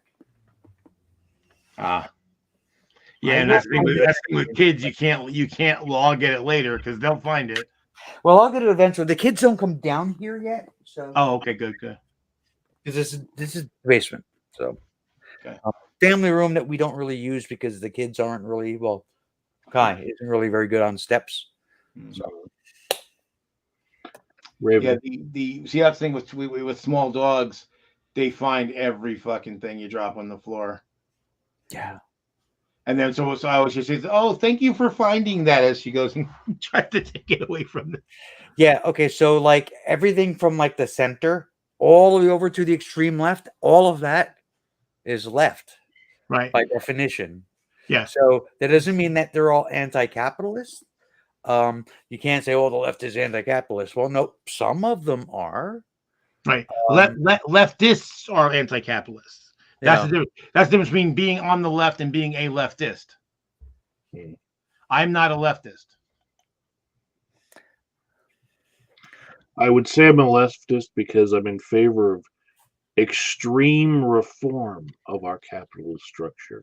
So It would make me anti-capitalist because of all of the reform that I want. well, the funny thing is, right wingers would accuse me of being a leftist, even though I'm not, because of course anything to the left of Hitler for them is fucking, I mean, isn't it really corporatism that they're complaining about, not so much capitalism? Yes.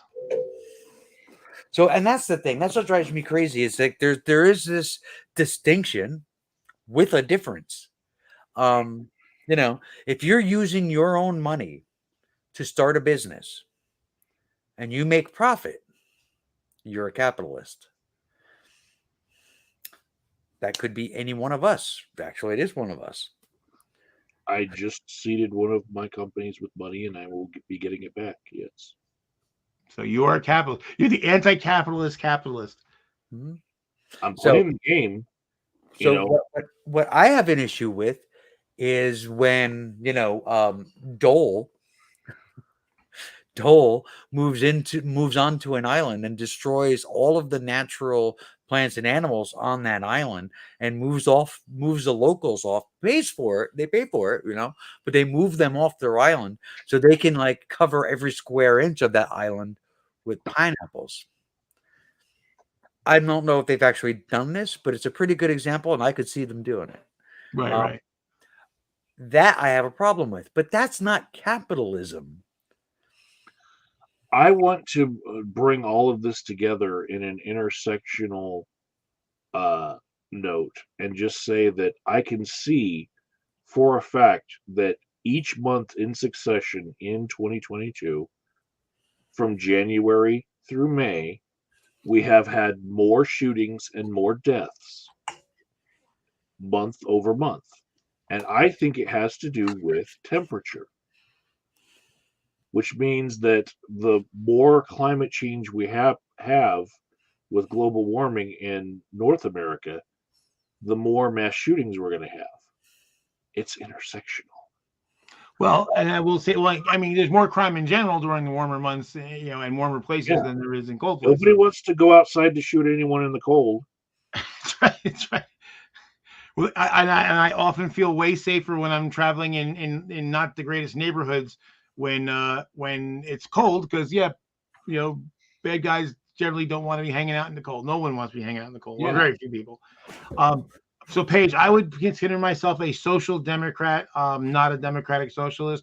And we don't really have, we have very few actual democratic socialists. Bernie is actually not a democratic socialist. One. But I am a mercantilist capitalist, so I'm kind of in between mercantilism and capitalism. And I am a social democrat because I think that the role of the government is to pick up the slack in all the place. Well, first off, there's certain things that we do better collectively than we do as individuals or as small groups. Like the roads. Libertarians can laugh all they want, but the fact of the matter is, most of the private roads that are toll roads were actually built with government money. So even the ones that weren't only have a market because the government built a series of roads that they could connect to that provided them with a market. So because in this country, when the private industry had the ability to build the roads, they didn't. They went to the government to get it done. So that just proves right there that the Weather Channel weather services, Doppler radar. That's actually all the government. There's private companies that take the information that is dished out by the government, and then they repackage it and sell it as their own, Right. and not. It's actually provided to them by the government. Right. Right. And that's a problem. And that's enough. And that can be a problem. But you know, and the other thing is the government also needs to be there, one, to put a limit on capitalism so it does not, so to tamp down its more destructive impulses, and also to pick up the slack in areas where capitalism can't or won't pick up the slack. So like what I always hear libertarians say that, well, if there's a need, the free market will fill the gap, the void. Not true. Nope. The market will go only if there's at least a perception that there will be a return on investment, which is why a lot of rural communities, this is the irony, rural communities tend to be very libertarian, very right wing, but they're the ones that need the government help the most because they're underserved, because it's not financially viable to bring all the services that they need. I live in well, it's not so rural anymore, but it's traditionally been seen as a rural area. I live in the country. We have bear and we have mountain lion. You're pretty rural where you are. For New Jersey, this is rural. I remember when most of the roads around here were dirt roads. So it's rural, and we don't have department stores. No, they don't exist here. There's like a couple in the entire county. Something like in the entire county, there's a couple. We don't have department stores. We don't have like a selection of grocery stores. That's not something that exists. We don't have a choice in phone company, and we don't have a choice in cable company, because there are no choices. Because it's not financially viable for companies to try to offer services because there's not enough people. Right. If a company could do okay as long as they have the monopoly, but if there was actually competition, neither company would do well. We don't have a hospital for the same reason. In the entire county, there's one hospital. Right. Yeah, and that's the thing. So this is where they're all afraid of, right wing, so afraid of socialized medicine. Well, that's actually what you need in that community, so you have sufficient hospitals for the amount of people that, because even though it's spread out, there's still a fair number of people in your county. Yep. And they're the free market. And the funny thing is, actually, a lot of people don't realize this. They're all afraid of socialized medicine. According to the American Hospital Association, I looked this up. Now, the American Hospital Association is an association of all the hospitals in the country. According to them, and they would know because they're an association of all the hospitals, half of all hospitals in the country are public hospitals. Socialized medicine. Yep. It's already here.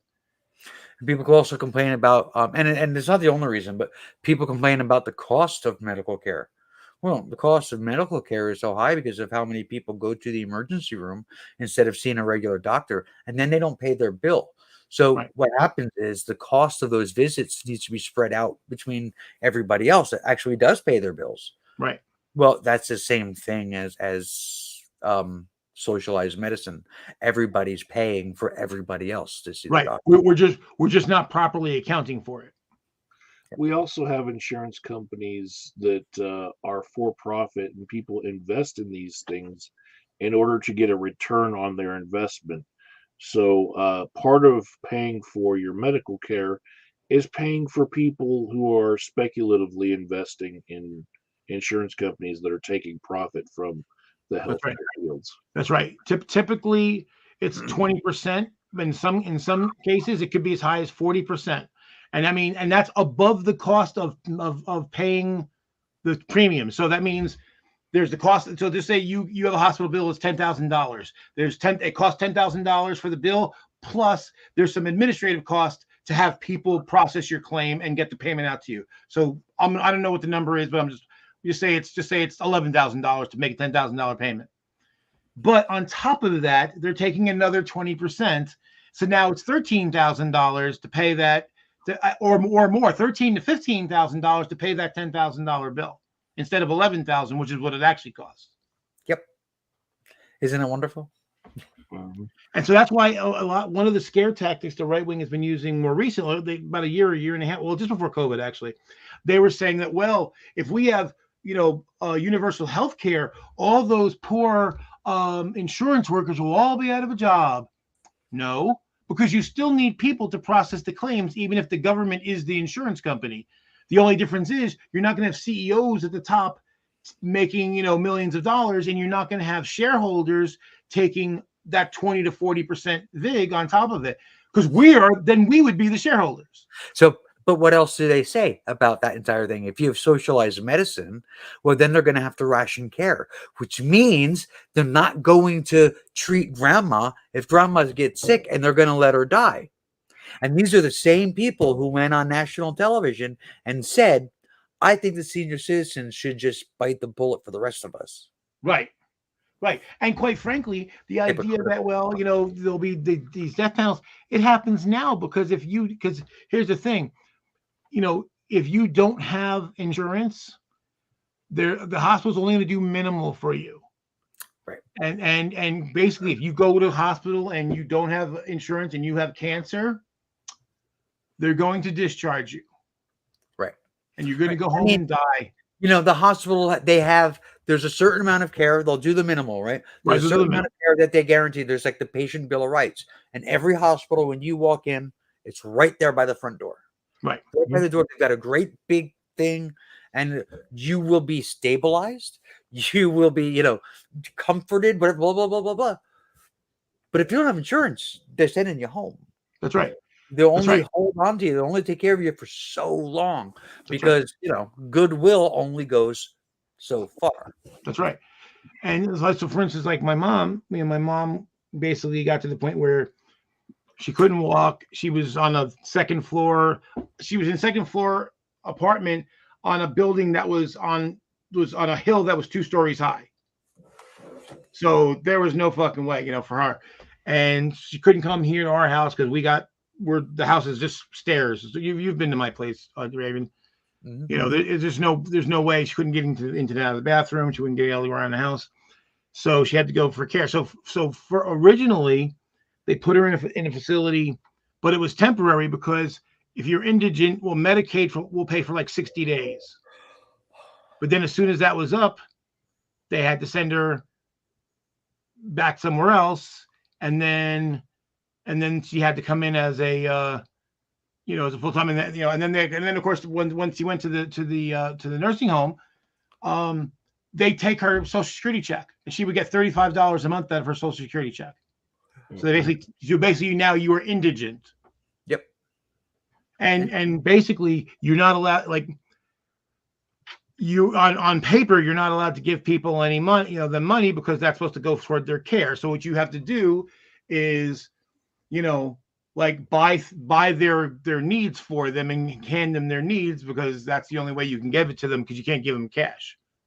Yeah. So now not only are they indigent, but they don't even have any control over what little money they have, because you can't give them money so they have control over their life.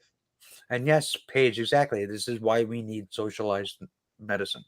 Yeah. Well, again, it's not socialized medicine. It's socialized finance, medical finance. I know I'm still feverish, but I'm still drawing parallels between people who are have-nots not being able to make decisions about, the pool of wealth that there is. Richest country in the world, but most people have no say in how those riches are spent. Yeah, I don't disagree. And as far as you said before about, like, we basically have death panels now because insurance companies will decide, but they will not pay for it. I mean, yeah, I'm not going to die because of a lack of trans care, or if I have to jump through hoops. I'm not going to die. But not all trans women are me. Right. And for some, I mean, it absolutely is a life-saving thing. That they're many times at a point where they need that care now. Like, it needs to happen. And then to have to jump through hoops with an insurance company, yeah, it could be devastating. So yeah, I mean, it happens all the time. Like, I am going to go in a little over a month and sit down with a doctor and discuss how things might be able to written up to get more out of the insurance company for services that would make my life better. Here you were just reminding me of a conversation I had with some right wing douchebag a long time ago. So now some right wing douchebag might hear what you say and say, "Oh, you're gaming the system, and you're getting over blah blah blah." I'm like, "Yeah, but that's what she has to do to survive and get what she needs because of the system you support. That's all fucked up. It makes her have to do that." But the And same person, the system readily admits that that's the way it works because it was the right? insurance company that said it. That's right. And then on top of that, that same person, when I challenged them and I said, well, what about the rich people who game the system with their lawyers and accountants to find ways to get over on the system? And this person said to me, oh, well, they're smart. Oh, so if you're rich and you game the system, you're smart. But if you're poor and you game the system, you're a cheater. I think you're not consistent. I think that you're fallacious. Because either they're both cheating or neither is cheating, or they're both smart, and it's just fucking crazy. Right. Hang on. It's part of the reason why it did no good to prove that Trump was a con man. His type of white collar cons were not seen as a bad thing. Those are just genius because he wasn't colored enough, even though he was orange. He wasn't colored in enough in order for it to be bad. Right. Well, just like black people on crack, that's a moral failing, and it's a criminal problem. White people on crystal meth, that's a public health emergency. Um, Anna Delvey. You know who Anna Delvey is, right? Anna Sorokin is her real name. She's a Russian-born German girl, young woman, who came to the U.S. and told everybody she was an heiress to a fortune. Her father is a Oh, billionaire, yeah. and she lived high on the hog for quite some time and got away with all kinds of shit. I mean, eventually it all came down on her, but she lived a really good life. Actually, didn't she say she was one of the surviving Romanovs? I don't know. But she said that she was a German heiress, and she just went around New York City, all over the country actually, but mostly in New York City, telling people that her name was Anna Delvey when it was really Oh, Anna, okay, here we go. I found her. and that she would eat at the best restaurants. She would have chauffeured limousines, and she would go into like Neiman Marcus and walk out with thousands of dollars worth of clothing and not pay for any of it. It was just, oh, I'll wire that to you. Okay. And they just let her go. Mm-hmm. But it's all right because it's all white. Right. Right. She ended up getting in trouble when she went to Morocco, and the Moroccans didn't give a fuck. Right. They were like, no, you pay. You pay. I will wire. No, you pay now. And she couldn't. She pretty much barely got out of there. But I was after that her whole world collapsed after that. But yeah, she was living a hell of a life, and it was the same fucking thing. Here was this white girl saying that she was rich and getting away with it. Yeah. Paige, I have Medicare also. I mean, I am on New Jersey Family Care. It's Medicare. I'm HIV positive, and I am the primary caregiver for 2 kids. So I don't work. My work is the kids. I'm a mom. So I am on New Jersey Family Care, and it pays for my hormones and it pays for my HIV meds. It's going to pay for bottom surgery. And if I read the policy correctly, it'll pay for breast implants too. And depending on what state you live in, it's the law. In New Jersey, it is the law that certain things with transgender care are covered. And the way that I was reading them earlier is breast implants is one of them. Nice. So And I think it should be. I mean, if you know, I mean, obviously, in New Jersey, we recognize that trans care is important, which is a good thing. And yeah, I mean, to me, that's part of. I can definitely see, some, particularly people, anyone who's having dysmorphia or morphia, to like, hey, I got to be complete. I have to complete the process. I have to get there. And I mean, dysmorphia, and then there's the dysphoria. Dysphoria is a bigger issue for me than any dysmorphia. Although I think we all have some dysmorphia, but I mean, but the dysphoria, like my voice, causes me all kinds of inner grief that I just deal with, and my facial hair. Those are actually the biggest things. So I consider myself to be in pretty good shape because I know some trans women, the dysphoria is really bad, and it's about things that are much more important than some face whiskers. Well, like I said, you know, try some what do you call it? It's basically it's depilatory for your facial hair. Yeah. No grow there, I think was one I was looking at was called.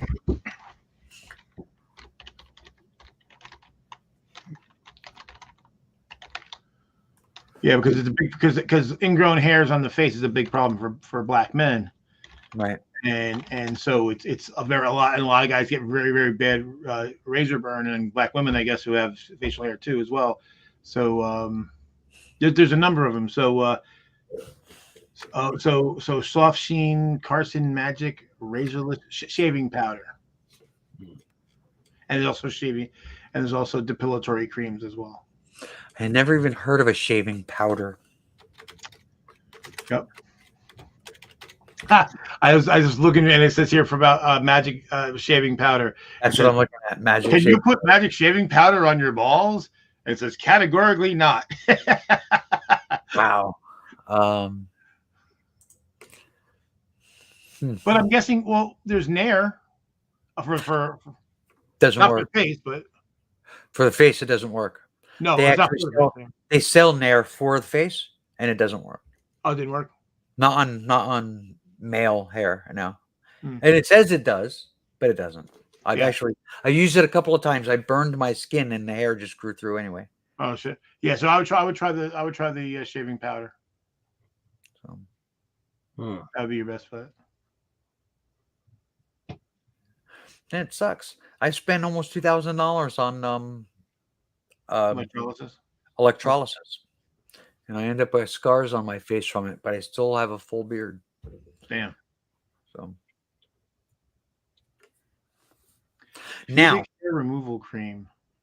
yeah, there's all kinds of stuff, but like I said, I've used a few things. Nothing I've found works at all.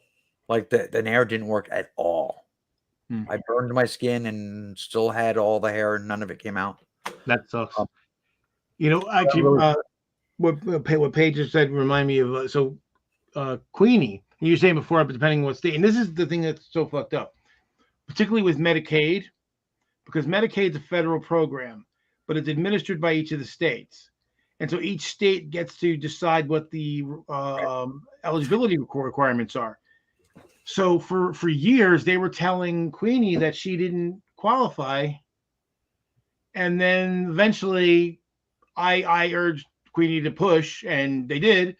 And then they were like, "Oh yeah, you do," because they were denying her because of the VA stuff, and like, yeah, that's totally separate. That's not, that's not a part of it. So then they ended up having to they had to pay out like a couple of years worth of back, or maybe it might have been 3 or 4 years of back pay.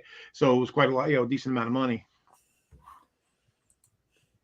Yeah, but yeah, it shouldn't. If you're in Kansas, you shouldn't be worthy of less care than in New Jersey.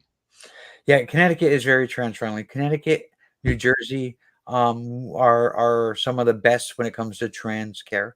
How about California and New York? I think Washington State actually might be the best. But California, New York is up there too. It's always the coastal states. Go figure. But yeah, but I think Washington is like the best. So that's where Sierra and Shayra live, and yeah, they get a lot. Like the joke was that I was going to move in with them for 6 months.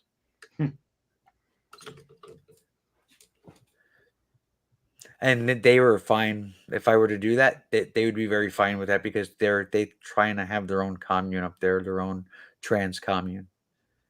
I've seen. Huh? It's publicized on Facebook a lot. Yeah. Yeah. Well, I mean, they've got Harley there. I love Harley to death. I think she's very pretty, the bitch. So, but yeah, she got breast implants, the same way that I'm planning on doing it. I actually showed Shayra the Sierra? wording. What? Sierra? No, Harley. I showed Shayra the wording that I just read to you earlier. I took a screenshot and I sent that to her, and she goes, "Oh my god, that's almost identical to the wording on what's here." And she said, and that's how Harley got her breast implants. That was Harley trans? Yeah. Very pretty, very young, very blonde. Yeah, I'm thinking Harley would really want this part of the show sent because just by asking that way, that means you pass, right? Yeah, oh yeah, and she does. She passes. Score a point for Harley because Joe had to ask like that. And she's a sex worker. And she has a show on Chatterbait. Which she had posted the link on Twitter one day. And I was like, oh, wow, Harley's on. And I clicked on it and I was like, holy shit, Harley's on. Yeah. And I was just like, I wasn't expecting what I saw. I just, yeah. Yeah. Shayra blocked me a long time ago. So, yeah. I just thought it was funny because I blocked her for a long time, and then we ran into each other at Reason Rally 2, and she gave me shit about it, so I unblocked her. We became friends, and then they're like, "Oh, you shouldn't, you shouldn't have blocked me. We could just talk it out, okay?" And then she blocked me. It's like, all right, well, well, she went through this whole big thing, because she had blocked me for a little while, and then she unblocked me, and we were friends again. But anybody who had said anything negative about Bernie Sanders was like an insta block, and it was just like, you need to chill out. I didn't say anything negative about Bernie. I said that basically this Bernie your bust mentality is destructive, and it's the same mentality that the Trumpers had, and it is. Sorry, but it is. Close enough. Right. That was I mean, I actually defended Bernie in a post, and she blocked me because I was arguing with a friend of hers about it. That's weird. So you defended Bernie and you still got blocked. Because basically they were saying about the bills that Bernie had gotten through, and that all they were was like naming a post office and that kind of stuff. And it was just like, no, actually, here are the numbers. You don't know what the fuck you're talking about. And I think it was my attitude that Shayra didn't like. But I just found it ironic because you chastise me for blocking you, and then you turn around and block me. Like, and only like a few months later. Yeah. So I just thought it was hilarious. Shaving powder. How long does it keep your hair from? I think something you're gonna have to do like weekly.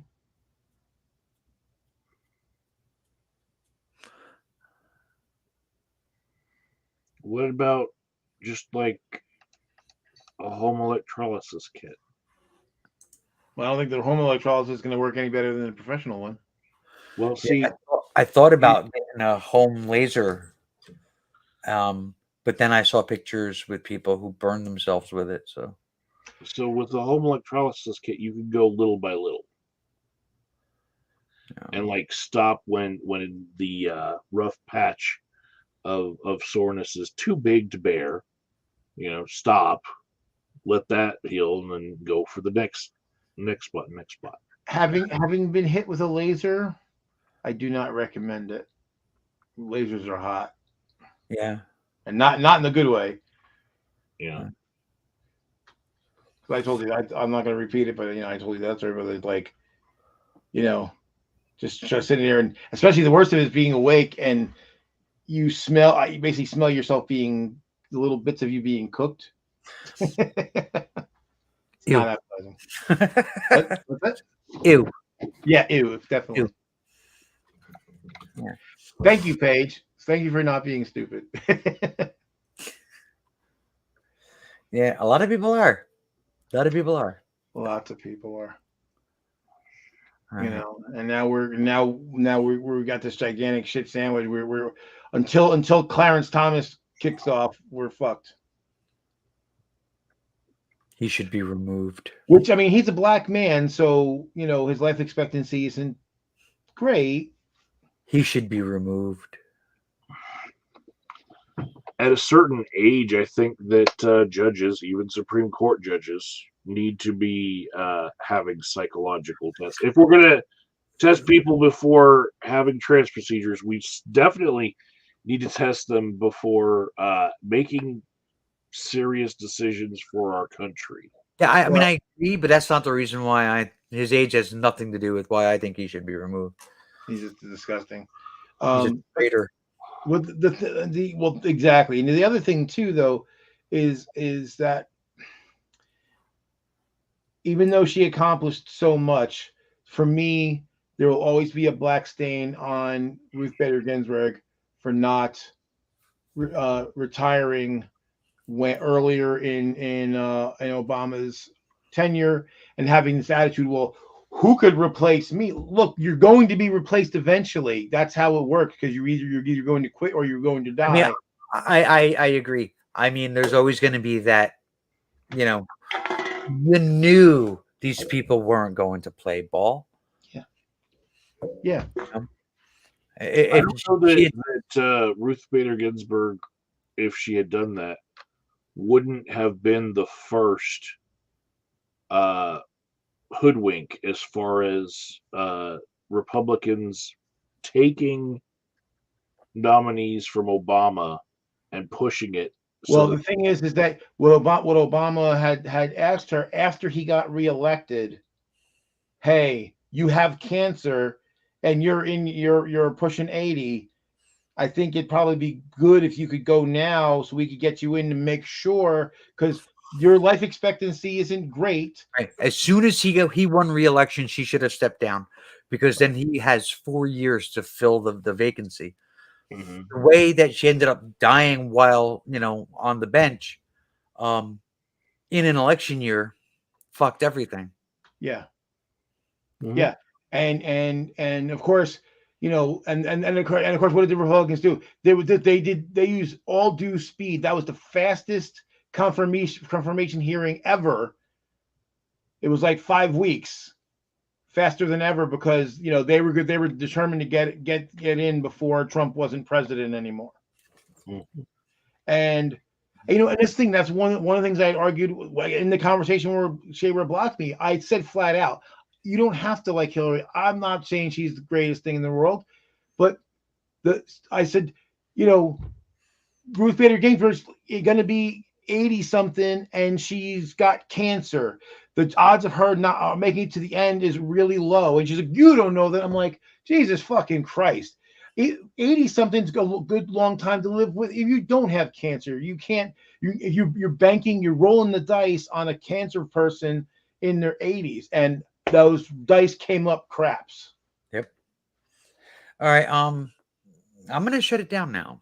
We're over 4 hours, which is longer than I had. It's funny. I was another one of those times I thought I was going to stick around for half hour, 45 minutes. I mean, I was thinking maybe 2 hours, 2.5 at the most, and we're way past that. I blame Michael, but that's okay. Yes. Definitely, I did talk a lot. You did. I did. You did. I ran for a while with that football.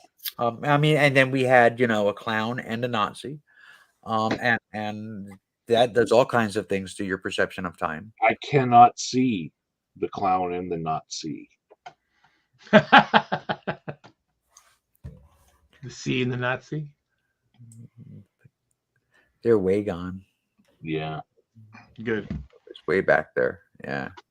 Adolf Hitler, Nazi, KKK, 666.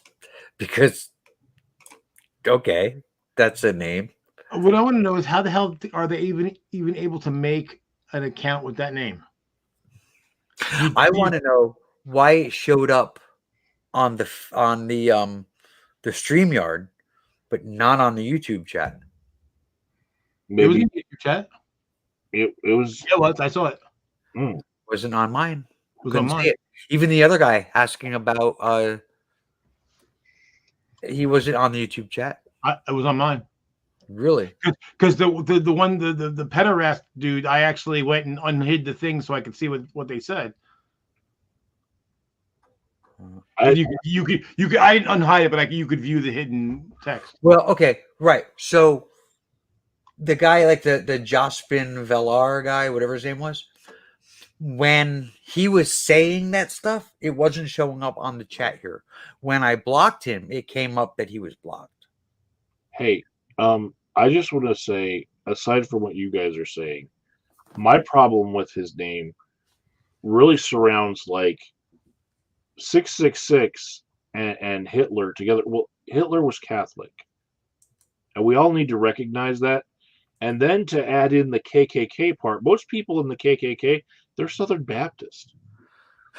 You know, like, get your story straight. Who are you supporting here? They don't know.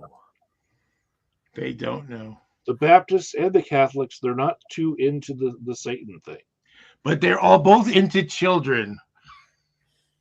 Which that guy made abundantly clear he was too. Yeah. Well, this is the thing that gets me too in general about the religious right. So they all think that the Catholic Church is of the devil, but they were all behind. A lot of them were behind Rick Santorum when he was running for president. So you think this guy's of the devil, or his church is of the devil, but because he's voting for the same shit you are. See, that's the thing. They don't care who you really are. They don't care. You could be a known pederast, but if you're going to vote for the shit they want, they're going to elect you. It's all about that letter next to your name, because as everyone knows, everybody with a D next to their name are all godless communists who want to destroy the country for some reason. I am not communist. It drives me crazy. Think about this, right? Oh man, you can't vote for Democrats. They are intentionally destroying the country. We live here too. I don't understand. Well, I think I told you about this conversation I had with some right-wing dude a long time ago. The guy was basically saying the same thing, like the Democrats are bad and they know they're bad. I'm like, well, can't they just be wrong? Maybe they're just wrong. Maybe they're just confused. Maybe they're misled. No, they know they're doing wrong and they know they are. I'm like, well, why do you say that? Well, because everybody knows what's right and they're not doing what's right, so therefore they must be doing it on purpose. Well, no, like not everyone does it. You're assuming because what you think is right. Well, they don't. There's people who don't agree with you, and you live in your little tiny bubble in Podunkia, and you think of course everybody thinks where you do because there's one church in the whole fucking town. But roll with it, though. Right? They know they're wrong. They're doing wrong on purpose because they're trying to, destroy. To what end? Joe, Podunk is a place. You don't have to add that extraneous "ia" to the end. Well, yeah, I do, because the thing is, see, Podunk is like, but there's like a specific. It's more like a we're talking about specific. Like I'm talking about when you talk about the collective Podunks of America. That's Podunkia. Podunkia, yeah. Yeah. Well, I mean, at least it isn't West Canada. At least it isn't West Bumblefuck. It's like saying Canada. What about? What's wrong with that? It's where the Canadians are. Canada. Right. Well, that's the thing is there's no country of Podunk, so that's why they're a subculture. That's why it's Podunkia. I actually call Canada Canada Land. It is the land of Canadians. Now, see, here's the thing, though. I'm more than happy if all those like states all those ultra right wing states in the middle that are like if they were to like just form a separate country and we would have like a ring. So to the United States would be this ring that kind of goes around the coast and the borders, and then they could be in the middle. and they can, have whatever stupid, crazy, and we can move out all the good people, and then all the nutbags that from the rest of the place that want to live there can go live there. They can live in their libertarian, hellscape, because that's what it would be. Would be, yeah. All right, everybody. I'm gonna shut it down. So I have all the bye byes and the good nights and all that shit. Bye.